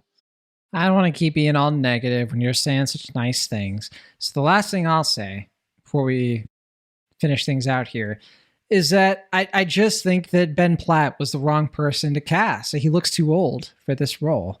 That's a Dear Evan Hansen joke. Right, yeah. I'm sorry I had to do it. So, yeah. Yeah, no, I get. Where I think we disagree is that I get where you're coming from, and I don't think what you're saying is wrong. I just think what I find interesting is the fact that if you look at it on plain terms and just being this weird movie about a 90-year-old man who's inexplicably asked to go to Mexico to save a kid and bring him back and learn to love life another again. Kid, a minority kid, of course. Sure. Gotta have that all wrapped into it. Yeah, I mean, like you can look at it as just like, is he just kind of retreading the same ground they covered in Unforgiven, Gran Torino, and The Mule? Yeah. Yes and no. I mean, I think, but he's basically, I think he's, kind of like made clear what he wants to say as a filmmaker and as actor at this point. But I think what I find fascinating, like I said, is that there is this unexpected gentleness to the film in a way that he hasn't communicated as an actor or a director for most of his career, outside of, a few exceptions, like maybe like Bridge on Madison County or something like that. But I do like the shot in this film that I think makes it stand out more than others. That like the first time we see Clint Eastwood, we don't see his face, we don't see him like kind of giving that rough gaze. We see his hands like quivering as he is holding the gas pedal, and it just shows like this rare like humanity to Clint Eastwood, who is, like we said, it's like as an actor, as a movie star, is like, this domineering personality, and this like, this almost kind of like enduring like lifeless or immortal sort of screen presence. And now where he's having a film where he's directly and openly and with some sense of peace dealing with that mortality in a way that I find personally interesting. I can see other people not willing to care for Eastwood's indulgences, and you give as much as you give with the film, and I was willing to accept it. I can understand why you didn't like it, didn't care for it, and that's fine. But that's my take on it. My final take is I think News of the World is the better version of this movie. Paul Greengrass directed with Tom Hanks. For me, in terms of like a Western kind of covering the same sort of material, albeit 100 years removed, I think News of the World is the better version of this. The one that I got a lot more out of in terms of a guy who's kind of aging and it's sort of getting around that sort of, what do you do when you sort of reach the twilight of your years and you still want to make a difference? And, he even has some of the same tropes, but I thought that it handled it a lot better. In Cry Macho, I just found the whole thing really embarrassing. Like just from every technical aspect there is. I just found nothing about it impressive. I actually thought the filmmaking here was a little bit stronger than most of his other recent films outside of, like the scenes that I'm talking about. I don't think any sequence here is less embarrassing than the worst moments in Sully. Nope, not even close. Come on. I mean, the climax in this movie, it makes the climax in Sully look like, I can't even. See, the one scene which I'll give with you outside of the ones we talked about, like the opening and the scene where the woman comes on to him. Oh my God. Is the crate scene, which I think we have to discuss, which is just so hilariously like from a screenplay standpoint, they're just like, we need a scene where our two leads get together and the police come and they make everyone leave, but like Clint Eastwood's 91 years old, he's not going to outrun the police. What should he do? Put these thankfully there's these mountains of crates around, so he can just hide between them. That's I think a primo example, like on par with maybe the baby doll sequence from American Sniper of just late period Eastwood indolence, just being just like, yeah, whatever works. Just, his problem solving in filmmaking is very, very simple. It's like, go for whatever works. Well, do you know the Rotten Tomatoes score for this movie? I know someone mentioned that it was 52% at one point. I don't know if that's still the case. I know it's pretty low. What do you want to guess? I'll guess 54%. You should have said 52. That's what it was. Okay. It was right. 52. I didn't know at what point it was 52%. 52%. Yeah. Out of 94 reviews. But what about the audience score? What do you think? I don't know. That could go either way, right? I could see audiences being more endeared by it because they've I know audiences really liked The Mule. I know audiences loved Gran Torino.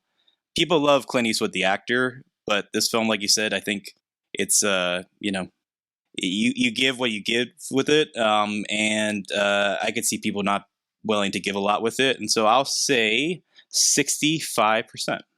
That's exactly right. I think you were just stalling. I think you were just like, yeah, blah blah blah blah blah. You were typing away. All on my brain. You could 65% exactly. You had a 1 in 100 chance, and I got it right, man. All right. Hey, look, I'm going to go with it. But okay. Like Eastwood, I had one shot and I just got it. All right. What about Cinema Score? Okay. So Cinema Score, it has one. It is in theaters right now. What do you think about that? I'm going to guess C+. No, it's a B. So you were far Okay, off on that. So I think you're just trying. I think you're just like, all right. I know. I looked that up too. I gotta go far away from the cinema score. I got a reputation to protect. I can never make sense of the folks, the fine folks, I'm sure, in Las Vegas that come out to these cinema score screenings and give their earnest and unfiltered opinions about whatever film they see. Well, that is Cry Macho.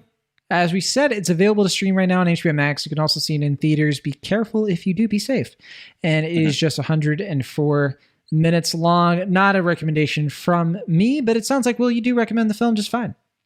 Yeah, I mean, I liked it. I like I said, I mean, take it with a grain of salt. I mean, I looked at it through a certain prism, and I guess John did not. And, that's the way it is. And that's why I saw it through reality, that prism. Yeah. Sure. I mean, well, it's a movie, man. Like, what? yeah. I'm just being a pill. Yeah, sure. Yeah, of course. Everybody's entitled to their opinion. I'm just being fun. Not fun. What's the opposite word of fun? I'm being annoying. There you go. Sure. Speaking of annoying, let's talk about Tammy Faye. Sure. The Eyes of Tammy Faye, which not to be confused with the documentary. There was a documentary that came out 21 years ago. Yeah, same name. Yeah, have you seen this documentary? I tried to watch it before. No. I didn't get time, unfortunately. I wanted to watch it to compare, but I have not seen the film. I'd like to watch the documentary, but I have never seen it, but I am well aware of it. And I'm so happy that I was able to see this film because I didn't think I was going to be able to. As I mentioned kind of earlier in the show, I wasn't able to see The Eyes of Tammy Faye through the Toronto International Film Festival. It was not available through virtual. However, it did get a release this past week. I think like a wide release. That said, I don't think critics are loving it that much. It's one of those movies. It kind of came out, and I think the knives kind of came out for this one. And it's about two real life people, televangelists, Jim Bakker and Tammy Faye Bakker, played by Andrew Garfield and Jessica Chastain. And I will say, and this is directed by Michael Showalter, who I don't think we haven't talked about him too much on this show. I mean, Wet Hot American Summer, of course. I think the only time we talked about The Big Sick, I know, but I don't think we did talk about The Lovebirds, didn't we? Yes, The Lovebirds, a terrible film. I would say that's more embarrassing than whenever you I felt like that movie. Cry Macho. I'd watch that over Cry Macho. Yeah, easily. That's why we're two different people. Well, there you go. So Michael Showalter, I like Michael Showalter just fine. I mean, outside of The Lovebirds, I think he's a very talented writer, and I've enjoyed his work as a actor, writer, and to some extent as a filmmaker. Though I think he's been more miss than hit as a director. Outside of, like we said, The Big Sick. And I also like Search Party, what I've seen of it. I know he's directed for that show Still as well. Still haven't gotten into that. Yeah, I'd like to, though. Did you like Hello, My Name is Doris? I know we brought it up before. Oh, yeah, that was a pretty good one. Yeah, I mean, it's not the most memorable or endearing film, but I remember, I think I reviewed it and I saw it and I liked it. And I think I primarily liked it for Sally Field's performance. But yeah, that was a decent film. Yeah. But yeah, I mean, if you're listening and you're just like, well, I don't know, I haven't seen all that stuff. He did write Wet Hot American Summer, which I guess is one of his bigger things. But anyway, so The Eyes of Tammy Faye, as I mentioned before, this was one of those movies where I was excited to see it because this one hits home. This one hits personal for me, right? There's stuff that happens in this movie that I'm connected to, and like I wasn't there because this movie doesn't take place necessarily, but I was there, kind of like, I was talking to my screening rep before, and I was like, yeah, frankly, it was kind of before my time in the screening. I was like, it was before my time. I was like, yeah, I guess, yeah. So I'm not, yeah. But the events of this film are well known to me. I mean, so I want to get this out of the way, right? The setup for this film and the documentary as well, which again, I haven't seen, but I remember when the documentary came out. This movie is about two people who kind of made it big in the televangelism scene, right? Jim Bakker and Tammy Faye Bakker. They get married in the 1960s. They join CBN. They created the 700 Club, which exists to this day through Pat Robertson, something I think a lot more people will probably remember. Now, my parents remember Jim Bakker and Tammy Faye. I know that for sure. They would watch that program or whatever. They were doing that show, I think, from Charlotte, North Carolina, I think, for the longest time, and then eventually California, if I'm not mistaken. But in this movie, Jerry Falwell is portrayed by Vincent D'Onofrio. Now, well, I got to ask you, Jerry Falwell, do you know anything about this man?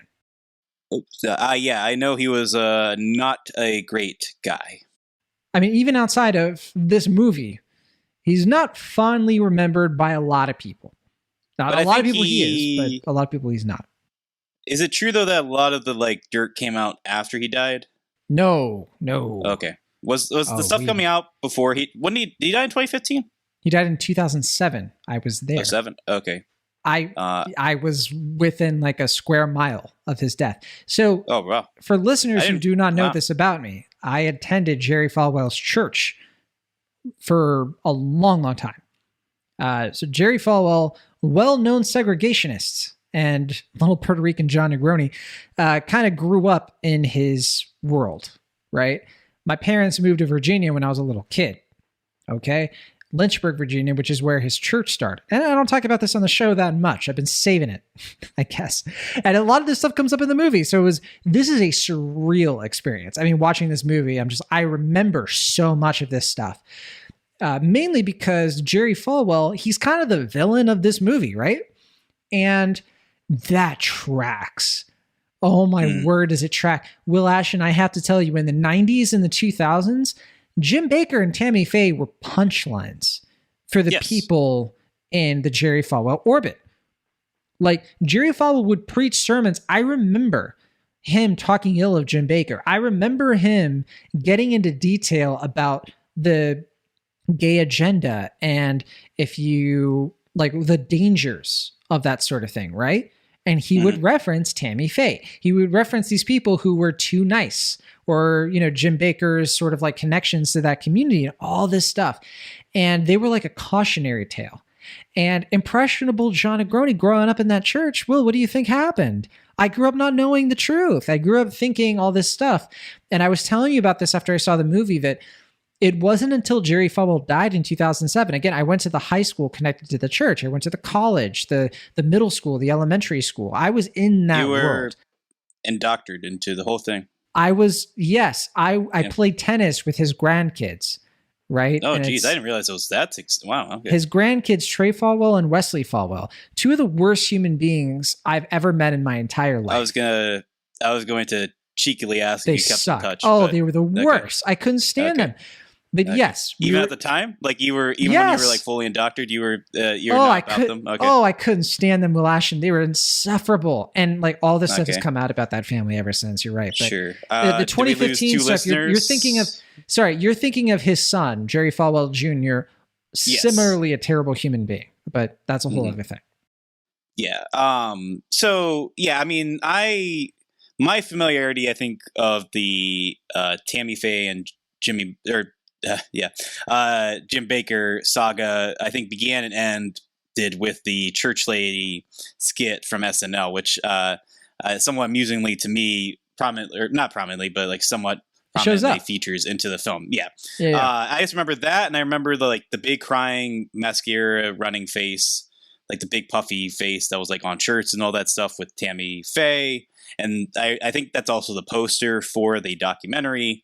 I just remember that was like the whole thing I knew about Tammy Faye, was that like she was like, known for like kind of crying and her hysterics and like all these different, outbursts and all this stuff. And like she was like basically kind of like a caricature. Yeah. Or like, like a cartoon. Bag. Yeah, a punching bag. Like, yeah, even outside of your experience with it, like my limited experience, just that like these people are clowns or weirdos, and like Tammy Faye especially, because the 90s, as we know, were not especially kind to women, in particular evangelistic women's. Yeah. Yes. Yeah. We got to mention this. I mean, this also, and this movie posits it. They were sort of that way in the evangelical community as well. Like, as I'm sort of getting to, they were charismatic, right? And so Thomas Road, the church that I went to and all that stuff in Lynchburg, Virginia, that's where I grew up. They were punchlines. I mean, the idea of being charismatic. Jerry Falwell would make jokes all the time about Presbyterians, about Episcopalians and Pentecostals and all this stuff. That was like kind of his thing. He was a pretty miserable man. And I knew him personally. Like my parents would have like dinner with him and stuff. And like I met him a bunch of times. And I can't say that I didn't know the guy super well or anything like that. I mean, he was the big mega church pastor, but it was one of those things I didn't realize how famous he was until he died. Like he died, and I remember like people were talking about it on like Fox News and stuff, and I was like, wait, what? Why would they talk about that on? Like people know him? Why are they talking about Uncle Jerry? Honestly, like I genuinely did not realize that he was that well known. I thought he was kind of like pretty well known in like the region. You know what I mean? Like, that kind of thing. But yeah, to see him played by Vincent D'Onofrio in this movie was something else. And I'd say D'Onofrio does a pretty good job, actually. He doesn't nail Jerry Falwell, in terms of like his mannerisms and all that stuff. I mean, it's hard to do. I mean, I think that Jerry he had such a specific personality on screen.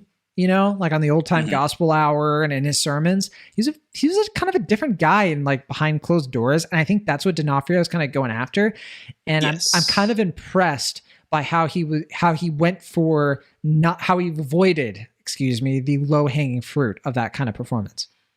Well, I think it's kind of crucial that he does that, right? Because the Andrew Garfield and Jessica Chastain performances are deliberately more self-conscious. They're more about the visual presentation of their characters because they have to kind of fit into a certain mold. Whereas Vincent D'Onofrio has, I think, a little bit more freedom as an actor to kind of play it, as a character, as a human. Obviously one that is embittered and willing to sabotage people's career for his own personal well-being, but one that has more burning resentment, more ties to like a grounded humanity than the heightened buffoonery of our two main characters. Right, and it absolutely tracks. I mean, people don't know. I guess this isn't public knowledge, but I mean, Jerry Falwell, he bragged about how much of a betrayer he was in general. I mean, the dude, I remember like one of the things he would always bring up is how he literally stole his best friend's fiance.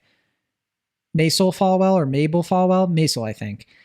Like literally in the 1950s, his best friend was engaged to someone and he convinced her to dump him and ended up marrying her. Like that kind of sets the tone, doesn't it? Like Will Ashton, I can't imagine, like, if you did that to me, I'd be so upset. I wouldn't be able to forgive you. A little peeved, a little perturbed, I guess, if that happened. But then literally the guy that he did this to would talk about it, and they were still friends because I don't even know. Like, I mean, well, that's kind of like the Dick Cheney thing, right? Where he shot the guy in the face and the guy had to apologize for it. Yeah, there you go. It's exactly like that. But anyway, so this movie is kind of covering a different version of this story. I know I'm getting a little personal with it, but this movie tracks like decades in the life of these two people, these very charismatic preachers, their rise and their fall and everything. And when I was watching this movie, I wasn't very familiar with the critical reception. And I could have sworn, Will, when I watched this is coming out through Searchlight, by the way, I was thinking, oh my word, Jessica Chastain, shoo-in for a nomination here. This is a fantastic performance. I mean, this performance is golden. I mean, I thought it was so well done. She captures a single character through the course of several decades. Every version of the character rings true. And I think that she's so good. She overshadows Garfield in a lot of ways. I think Andrew Garfield, in my opinion, is kind of the weak link of this movie. Not because of the actor. I don't think he's doing a bad job here. I think the script doesn't care about him. And to the film's detriment, it kind of like leaves him kind of high and dry because there are things about him I think the movie fails to explore that would have informed Tammy a little bit better. But no, the film is focused intently on Tammy Faye in this movie. And I think in a good way because Jessica Chastain, this is one of my favorite Jessica Chastain performances in general. I think she's killing it here. But after looking at the critical reception, I don't know if she's even going to get a nomination now, which I think is kind of sad. This is a really good performance, in my opinion. Well, I mean, yeah. I mean, the intent of the film is just like, from what I can tell, like I said, I'm far from an expert on the subject. But yeah, I mean, I got the sense that like the General Baker story was just like Jim Baker is kind of, the criminal in this, the one that the media went after. And then he had this hysteric wife that sang and did these weird bombastic things. And this movie's on her side. 100%. And the documentary, that's why I wanted to watch, because the documentary, I wanted to for one, have a better understanding of who the real Tammy Faye was, but also I've heard that the documentary, it's trying to sympathize and humanize her, but also there is like kind of like a voyeuristic, carnivalistic quality to the documentary as well, and that like it's like kind of like, look how weird this lady is. Like it's also kind of like taking the piss out of her. I've heard from some people. I don't know. I guess I haven't seen it, and I've heard that this new movie is like, ironically, even more so than documentary, trying to humanize her beyond that and being like, no, you don't understand. Like this lady's been through a lot. Like you don't get to point C without having to go through points B and A. Yeah, and it positions her as a victim. It's like, she's been victimized her whole life. And, I think this movie has some uplifting messages for a person like that. Like, there's literally a scene in this here that almost made me cry toward the end where she's like befriending some teenagers. And I was like, go you. I don't think this is real. I don't think this has really happened, but still. Sure. But yeah, I mean, I guess for me, where I find myself a bit mixed on the film, and like I said, I'm not really an expert on the subject or know much about Tammy Faye as a person or as a media figure, but I think the movie is trying to kind of stride this line where it's acknowledging that she is this larger-in-life, absurd person, but also she has these deep human feelings and that she's been through a lot and she's, ached and had to deal with all these traumas and difficulties and resentments and bitter feelings from other people or herself throughout her life. And I think it's a very, very fine line that has to cross. And I think sometimes it gets it right. And I think a lot of other times it's a tightrope that doesn't quite excel at. Or excel, I mean. I guess, like, I know this movie has some problems. I have some problems with this movie. I think for me, and I just want to go over this really quick. I think the issues with this movie are more about what it leaves out.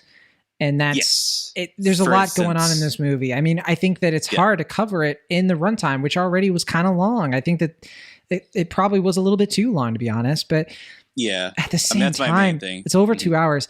But like, there's so much here. There's so much material. I mean, these people went through so much, and it kind of skips over a lot of stuff. It skips over a lot of stuff like Criminal too, that they got into. And I feel like we're missing the full picture.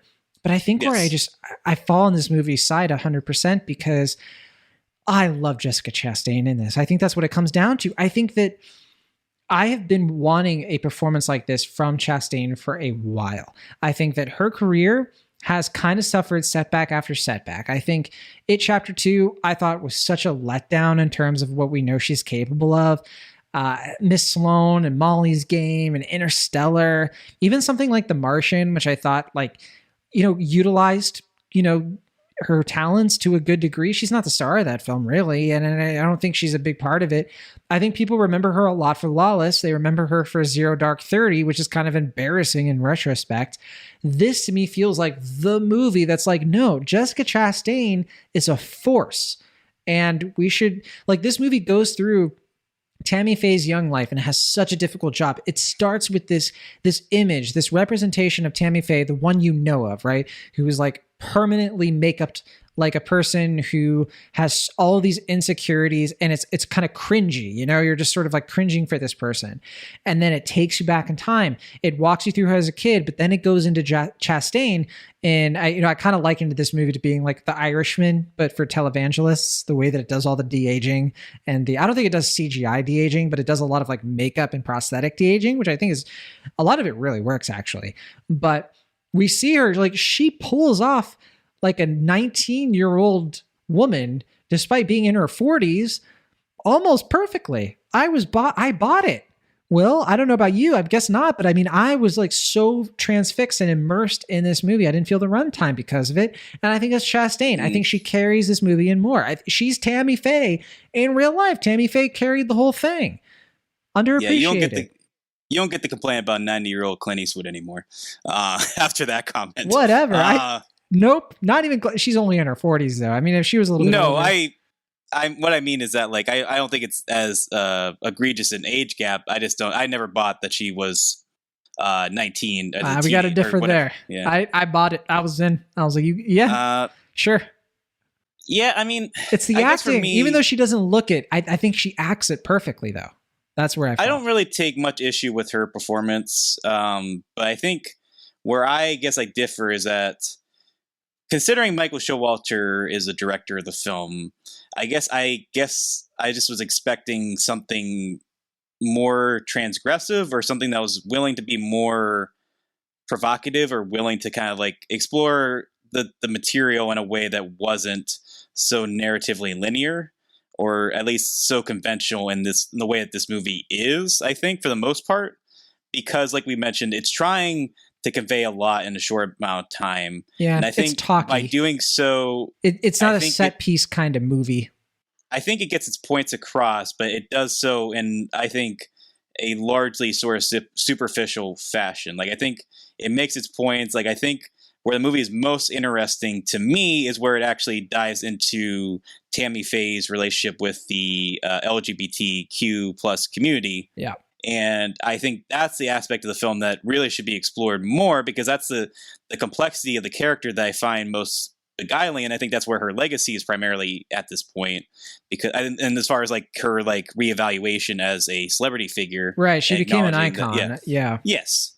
And I think the movie just kind of just like does a lot of, like just like acknowledges it in a pretty prominent scene, maybe one of my favorites from the film, but in a way that just kind of feels like hand waving, just like, oh yeah, we have to acknowledge like this, thing about her. That's, in retrospect, I think maybe one of the more crucial key things, especially for the evangelical community. I think it's fair to say they thread it through the movie. I mean, the whole movie in general kind of gets into the difficulties and the imbalances between the Baptist world, the more fundamental evangelical world, and the sort of more progressive Christianity. I think where the movie falls short, but which I would voice to, is the prosperity gospel aspect of it, which this is not the Joel Osteen era, right? This is not, but it is the precursor to it. And I think the film kind of pulls its punches on that a little bit. You know what I mean? Like it could have gone a little bit farther on how they sort of set the stage for that, the hypocrisy of it, the sort of like abundance of wealth and how they push people to do certain things. But I kind of blame Andrew Garfield and the writing around his character for that. I think that's where his character is supposed to supplant the movie. And I just don't think he's much of a presence in this. He really falls to the wayside in this movie for some weird reason. And even though I don't get why, it's Andrew Garfield. Let's go. Yeah, and I guess I take less issue with Andrew Garfield's performance, because I think he falls in the same issue that I have with Chastain and Showalter as a filmmaker, which is just that I don't 100% know what their main takeaway is here. I get like, broadly speaking, they want to explore Tammy Faye beyond the media headlines, beyond the jokes and the punchlines, and just see her humanity.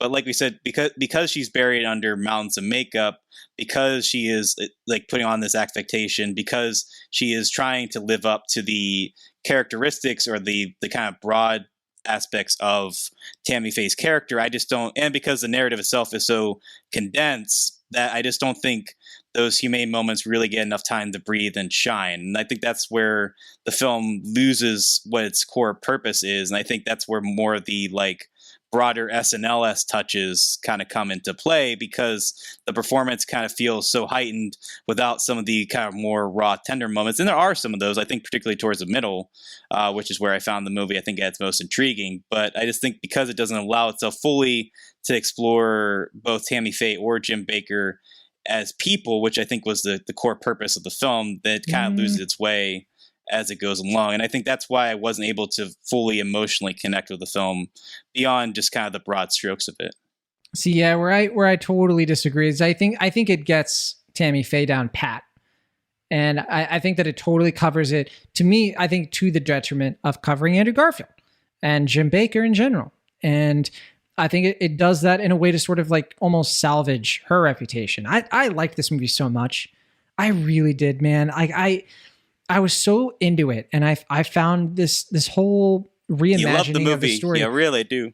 I know. I know. Yeah, God loves this movie. Yeah. But no, like I just remember watching it, and it part of it is because a lot of it's personal to me, and it is fascinating to watch a film that kind of happened in my backyard growing up, that I have a periphery to, that I have an understanding to, and I have my criticisms there for sure. I'm not the most reliable narrator for this kind of movie, but I just don't think we can say enough like good things about how Jessica Chastain really just like centers this movie around such a strong performance. And I get it. It's not going to be for everybody. I think it's for me. It's for Abby Olcese. I know that, former co-host of the show. I was curious what she felt about the film. Sure. I mean, I mean, I think it's for all those, those goofy little kids like us who grew up in church, like the Baptist church. I mean, Will, you were in the Catholic world, I think. Yes. I'm in Schrader territory there. Right on. Yeah. And we love you for it. Need that Catholic guilt. Whereas this movie is like the Baptist overconfidence, the sort of like think you know everything and then watch your pride get the best of you kind of thing. And yeah, I mean, I'd say if you're a listener and you're just like, well, guys, I haven't seen a lot of movies and I've seen God's Not Dead and God's Not Dead 2. I don't know what to watch next. Watch this. I think you'll have a good time. Sure. I think you'll get something out of it. Honestly, I think people who of like different persuasions than us, religiously and politically maybe would probably find some interesting material here. So I think in that way, it's not a crowd pleaser, but it's a crowd winner.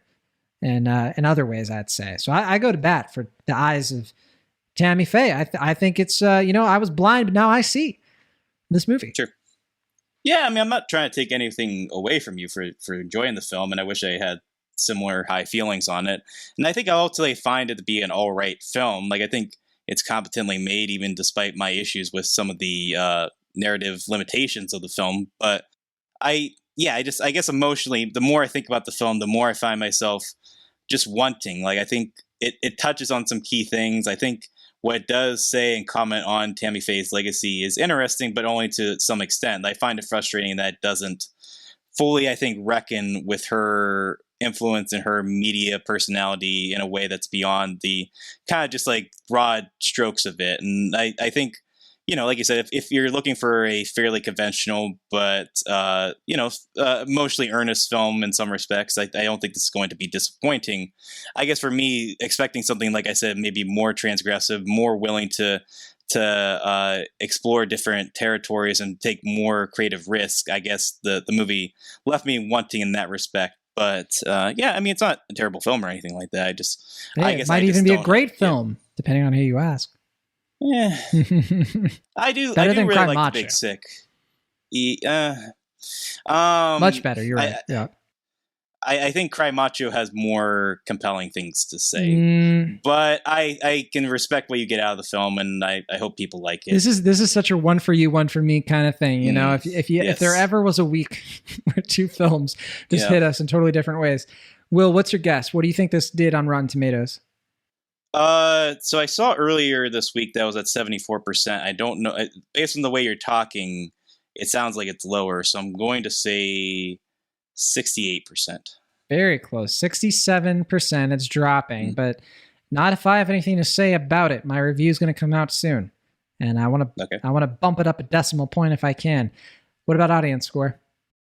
Audience score, I'm going to say 62%. Oh, way off.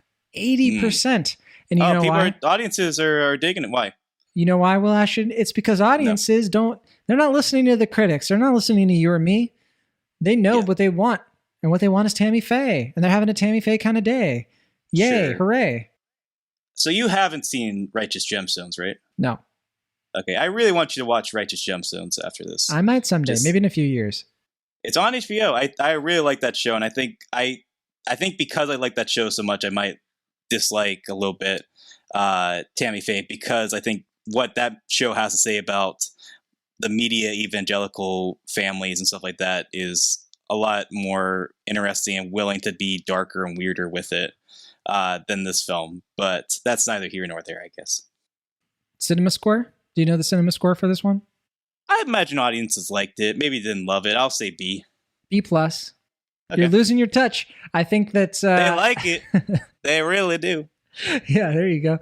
I mean, that makes sense, I guess. That's Eyes of Tammy Faye. An easy recommend for me, but yeah, it's not Will Ashton's holy water. That's for sure. I'm using the wrong religiosity for that, but whatever. It's available to watch right now in theaters, and I don't know if it's ever going to come to a streaming service. It's Searchlight, so if so, it would come to Hulu, I suppose. Yeah. At some point. But yeah, check it out if you dare. It's over 126 minutes long. All right. Time to move on from Michael Showalter. Let's just do a quick thing here because I got to be honest, I don't have much to say about this one. Prisoners of the Ghostland. You and I saw this neo-noir Western Nicolas Cage action film back in January during Sundance. Sophia Boutella is also in it. It was so long ago. We're talking 9 months. And this was directed by Sion Sono, who you actually you had a conversation with. You interviewed the guy. Very excited. I had a busy weekend, but I'm very excited to go back and transcribe the interview because he was very lovely. It was quite a pleasure and quite an honor to speak with him. I'll be honest, I did not like this movie very much. I'm very sorry. But it's getting its release right now through RLJE Films, excuse me. It's available to stream video on demand. And I think in some select theaters as well. And I got to say, I didn't love this one. But, Will, I honestly, I don't even remember that much about it. Like, I remember Nicolas Cage. It's like in Japan. And he's trying to rescue this this woman. And there's this place called Ghostland. And he has to fight a bunch of random stuff. There's like a bank robbery that goes wrong. There's a bunch of people who are larger than life characters, right? Exactly. What is this movie? Yeah, so this is, as we mentioned, the long publicized joining of forces between Nicolas Cage and Sion Sono, who, if you don't know, Sion Sono, legendary Japanese filmmaker. In the States, I think he's probably best known for, I think is it 2014 when he released Why Don't You Play in Hell? I don't know. Okay. He's made a lot of films in Japan. A lot of them are just wild. And knowing his reputation as a filmmaker and knowing Nicolas Cage's willingness to just play it up and go ham and just be weird and wild as possible, a lot of people had high expectations for this. And then when Nicolas Cage, during an interview, was like, "This is the wildest film I've ever made." I don't know why I gave him a Southern accent now, but it wouldn't be out of character for Nicolas Cage. Yeah, this is the wildest movie I've ever made. They put bombs on my balls. Yes, among other things. Yes, they do that. But yeah, I mean, it had a reputation even before it went to Sundance. And I think Nicolas Cage fans like myself were like, what the hell is going to happen in this film? You guys are going to love it. You like the song Time in a Bottle? That's a great scene. But yeah, I think because of that, I think Nicolas Cage kind of sabotaged his film in some respects because people saw it at Sundance and they were like, oh, okay, it's fun, it's charming. What are you talking about? I did a great job on this movie. Yeah, I'm not criticizing your performance, Nicolas Cage. I'm talking more about the film itself. Narratively, I think it favors a sort of conventionality outside of some eccentricities that I think people were expecting a lot weirder and just buck wild absurdity from this film. And I just don't think it's quite that wacky. I think it has a sort of even-handedness that I think people were not expecting, and I don't think it's quite as meme-friendly as other people were expecting, outside of one line delivery where Nicolas Cage talks about his testicles, as you were mentioning, and I think that line will be YouTube-friendly for years to come. I only bring it up because it kicked ass. Sure. I must say, Nicolas Cage, it's a huge honor to be speaking with you. I don't know where John Negroni went, but I'm a big fan of your films. I told him to get lost. He couldn't remember the movie that he saw in January. Does he even care about this podcast? I don't think so. I don't know. Honestly, I mean, we were talking. Have you seen Cry Macho, Nicolas Cage? Yeah, I saw it. All right. I saw it in my private screening room in Malibu. Oh, that's very, very, you're quite fortunate, Nicolas Cage. Yeah. Hey, I'd like to say Prisoners of the Ghostland's my own Mad Max. Okay, you know that kind of makes sense. Yeah, I like Clint Eastwood. Sure, yeah. I mean, sorry, do you think Clint Eastwood is in Mad Max? No, but they're of a piece, Will. Don't you get it? Yes, I get it. Yeah, I think I do. The bees, man. Yes. They're the bee's knees. But you were saying something about how Prisoners of the Ghostland is a masterpiece of design and production. Well, I mean, I do actually think that the production quality of the film is probably the high point of it. I think the just the Hell look yeah. and the world that you and Sion Sono and all the other filmmakers involved with this film made is. I can't take any credit. It was all Sion. I mean, the guy knows his stuff. He's so stylish. Of course. I mean, the man has made, I don't even know how many films at this point. I lost count. Sure. And I know you're a big fan of his, so that means a lot. So, yes, there is a sort of a Terry Gilliam-esque look to the film, the sort of like kind of mythical odyssey that you and Sion Sono made that I find quite alluring. It's like almost lyrical, I guess, in some respects, even though it is following your kind of traditional. What are some of the films? I'm trying to remember that it harkens back to, like, let's see. Face here. Off. Like, there's. Sure, in some respects, Face Off, but I just mean like Season of the Witch. That's probably the best movie I ever made, honestly. Sure. I think I was in that. I was thinking more like kind of like The Bad Batch. Sorcerer's Apprentice. You're right. Yes. I mean, not to be fair, I'm not talking about your filmography, though I have seen quite a few of your films. Thank you. I appreciate that. Anyway, I don't know where I'm going with that. What I was trying to say is I think even though the story itself kind of has your kind of weird, like, vigilante-esque type thing, I think it's more about the, if you pardon me saying so, it's more about the qualities around the film outside of your performance that stand out more than you. I think you play the part as to be expected, and you do your caginess to its full caginess, but it's more about the oddball kind of side characters, the production design, as we mentioned, the art direction, just the general sort of weird world building that Sion Sono seems to be interested in. I think he could really care less about the story. It's just a means to an end, and it's just about building this weird world and kind of saying what he wants to say within it that is of importance here. And I think ultimately that's more fun and interesting than the main plot ultimately, which is, like I said, kind of a means to an end. But there's enough goofiness here, enough kind of weird absurdity that I liked it. I was willing to sit through, and I never felt bored with it. But I think people are kind of ho-hum about it, and I can understand that because it just doesn't really meet the expectations that I think the creators gave it, and I just don't think it really does as much with the material as you would hope. But yeah, I mean, for what it was, I mean, it's not as good as Pig, which you're fantastic in. Oh, Cage. what a good movie that was. I think I was in that. Yeah, and it's not even as delirious, I guess, as something like Mandy, which you're also quite good in. You know what, Will? You know what the difference is between those movies? Pig, you're supposed to watch that sober. I imagine you didn't watch these films while under the influence of No, LSD? I was a professional.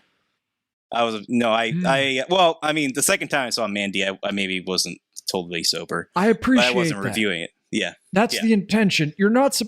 Look, Will, you're not supposed to watch Prisoners of the Ghostland lucid. That's not the point. If you want to watch something lucid, you have a Netflix account. You get it? Sure. That's all I'm saying. And yeah, but I think with this film, as I think you're trying to suggest, there's a desire to kind of like make a cult following in a way that maybe was more organic with something like Mandy. I'm not in a cult. Maybe even. Oh no, I'm no. Cult classic is an expression meaning like a film that finds its audience over time. Right. Yeah. Sure. I don't think that. To clarify, I do not think you, Mr. Cage, are in a cult of any sort. Fine, I'm in a cult. I'll admit it. I'll own up to it if you persist.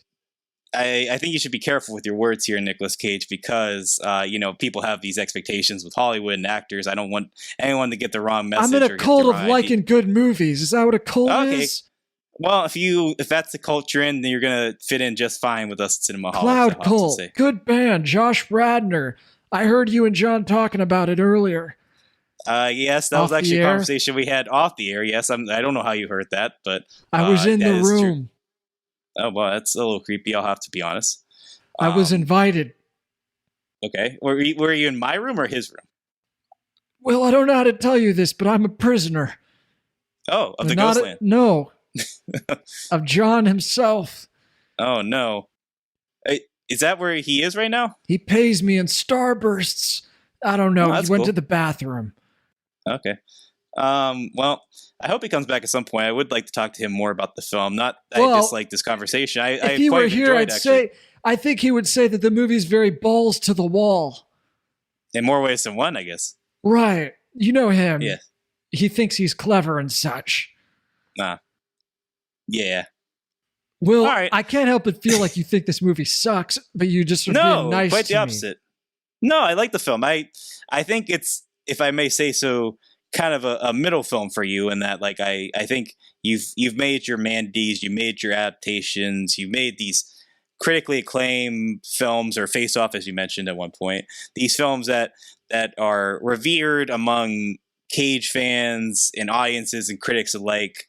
And I think this film will find its audience. It's probably a little bit more niche than some of your other films, but I think it will be liked. I just don't think it's going to quite reach the expectations that sets upon itself. It almost, in some respects, I guess, sort of insists upon itself. But I think there's enough here to enjoy. I just don't think it, narratively, I don't think it really comes together. But I think the qualities of the film that I do like are enough that I was pleasantly enjoying the ride of it, and just immersed in the weird oddities that you produce with Sion Sono. But ultimately, I think the film could have been a little bit more remarkable given the talent and concept at the core here. You know what? I think that's all very fair criticism, Will. And I think when it comes down to it, I just wanted to make a movie with some samurai. Is that a crime? No, it's quite the opposite. I think you should make more movies with samurais. I think it's a lot of fun. I really like miniguns too. Okay, cool. That's I like seeing you shoot miniguns. Yeah. Yeah. And you know, I get it. It's not for everybody watching, especially if you're, a square. Are you a square, Will? I hope not. Good. And you know what? Yeah. John kind of left a note for me because he knew this was going to be a whole thing. He wanted to tell you that the Rotten Tomatoes score, based on what you've been talking about, is probably going to surprise some viewers. Can you guess? This is a good one, because I'm not 100% sure what this one is. I've been watching it every day. Oh, okay. Yeah, it makes sense. I'll have to admit. I check it every morning when I'm about to do my morning run in calisthenics. Can I guess? This is the critic score, right? Yeah. This is I'm gonna guess 76%. It's 72. You're within the margin of error, though, so I'll give you I'll give you a little bit of praise. What a kind honor, Nicolas Cage. It's based out of 100 critics. I'm proud of you, Will. I've been watching your career that means a lot. For a long that's very time. Sweet. Hey, likewise. You know what? Will, I gotta say I lied to you. I was looking at an old review. It actually is 65%. It went down. Okay. I'm sorry. So I was off more than that. No, that's okay. You'll never upset me, Nicolas Cage, unless you do something, I guess. But some of the haters came into focus. You get it? Yeah. Like you said, I think you may be, if I may be so blunt, I think you kind of you damned yourself a little bit here. I think you set expectations too high. Hey, you did the same thing for Mandy. I'll never stop thanking you for it. I remember that was the only movie from 2018 that you seemed to like unironically. And it meant a lot to me as a listener of Cinnamonholics. Oh, thank you. It means a lot that you listen to the show. Of course. I share it with everybody. Sophia Botella. Nice. Yeah. Andrea Riseborough is the one who introduced it to me. Oh, okay. That's surprising. She's a big fan. Do you know what the audience score is? This is even tougher than the critical score. Oh, I bet. It's tougher for me to accept. That's a hint. Is it 54%? No, it's 36. What are you going to do? Oh, wow. Fewer than 50 ratings. We're still working on the marketing, trying to figure out that sweet spot. If you had time in a bottle. Oh, Will, you're hilarious. You're nothing like John described you. Oh, well, I thought you were a fan of the show. Well, he warned me that, talking to you is different from listening to you. I shouldn't have listened. There you go. Is there a cinema score for this one? There's not that I know of. If there is, I don't want to know. They wouldn't get it anyway, wouldn't they? They're a weird bunch in Las Vegas. I have said as much on several podcasts at this point. Will, I gotta go. John's standing at the threshold of the door, kind of leaning against the door impatiently. Sure. He wants the microphone back. Well, let me say again, it's been a great honor to speak with you. Oh, it's been so great. You're one of the angels from City of Angels, Will Ashton. Oh, that's very sweet. I don't live in Los Angeles, but I like to think so. That's a very kind compliment. You don't have to. Yeah. I heard what you were talking about earlier about being Catholic, so close enough. Yes, true. Well, that's very nice of you. Thank you for making the time to speak with us, and I hope this pleasure comes again at some point. Will, he's already gone. Sorry. Oh, yeah. Hey, I've never seen him that excited. Yeah, I mean, it's very nice. It was. I wish you were around to hear our conversation. Yeah, it was actually. I'll listen to it later. Okay. Sorry. That's okay. It's not a. Hey, I kind of heard it from the other. He's very loud. He's an outspoken fellow. Yeah. He was talking differently. He had like his work voice on when he was talking to you. Like he saw it as a job. So I'm, he sounds different. This, you think you're going to get angry notices from your fiance about this whole bit? Very possible. Sure. She never was supportive of him moving in. So yeah. Honey, is this a Oscar-winning actor Nicolas Cage in our house? Yeah. Can you explain or not? I guess that's it for our show. We talked about a bunch of movies. Prisoners of the Ghostland. Yeah. It's out now. 103 minutes long. Yes. That's all I got. Next week, boy, oh boy, we're talking about Dear Evan Hansen. I think that's the main review? That's probably going to be the main review. I don't think I'm going to see The Guilty before then, because I think that's hitting on limited Netflix. Release. It's hitting limited, and then it's going to be on Netflix October 1st. Oh, I thought it was hitting Netflix next week. No, I don't think that's the case. If I'm wrong, I'm wrong, but I'm pretty sure it's just Dear Evan Hansen. That's not one you're planning to get a screener for? For The Guilty, there's a virtual screening I might be able to check out, but it would be like right before the release date anyway. Oh, virtual screening. Wow. Okay. So they have expectations for this. It was playing at TIFF and I missed it. I know. Yeah. There's another movie I do want to see that's supposed to be coming out this weekend, and that it's hitting limited release. I'm Your Man. Have you heard about this one? I'm Your Man. Was that also at TIFF, you said? I don't know if it was TIFF. It could have been, actually. But as far as I know, it's just hitting limited release. That's the new Maria Schrader film. Okay. Look Out, Paul. I think, yeah. Yes, yeah. I didn't know if you would get that. No, I did. I was trying to think maybe I'm thinking of something else. No, this was at TIFF. Dan Stevens is in this. Okay. Yeah. Hey, they're okay. Dan Stevens. I want to see it right now. But it's going to be hitting limited release. It's Bleecker Street. So I don't know if I'll be able to watch it in time, but I'd like to talk about it if we can. It's getting great reviews. You know Alex Dowd, A.A. Dowd of AV Club? Yes. You give it a B+, yes. Will Ashton. That's a B+ from Alex? That's why it would be... Let's get, it's like 4 out of 4 stars. Yeah. That's a go see it right now kind of grade from him. Let's go. I want to go right now. Let's go. Sarah Clemens, a friend of mine who I'd love to have on the show one day. She reviewed the film for Exclaim. She gave it an 8 out of 10. She's not an easy like. An 8 out of 10 for her is really solid. So I'm ready to watch this. May Abdul-Baki, she's been on the show. She saw it too. Reviewed it for Screen Rant. 4 out of 5. Yeah, former writer for Cinema Blend as well. Yeah, I'd keep going, but you get it. Let's just watch the movie already. But yeah, that's it for us this week. Okay. Long ep. Yeah, that was a while, but I'd say we got a lot out of it. I did. Sure. Yeah. I got to speak to one of my movie idols, and I got to speak to you as well. What more can you ask for in a single episode? Your favorite film actor, your favorite film critic? Sure. That's not what you really believe, is it? Oh, embarrassing. Be sure to check out this podcast on iTunes, media. Stitcher. What are the other ones? I don't even care at this point. I'm so disappointed and sad. From the Internet, California, I'm John Negroni, I guess. And from the Internet, Pennsylvania, I'm Will Ashton. See you next time. Nick, what are you doing? Hey, Gage is back. Oh.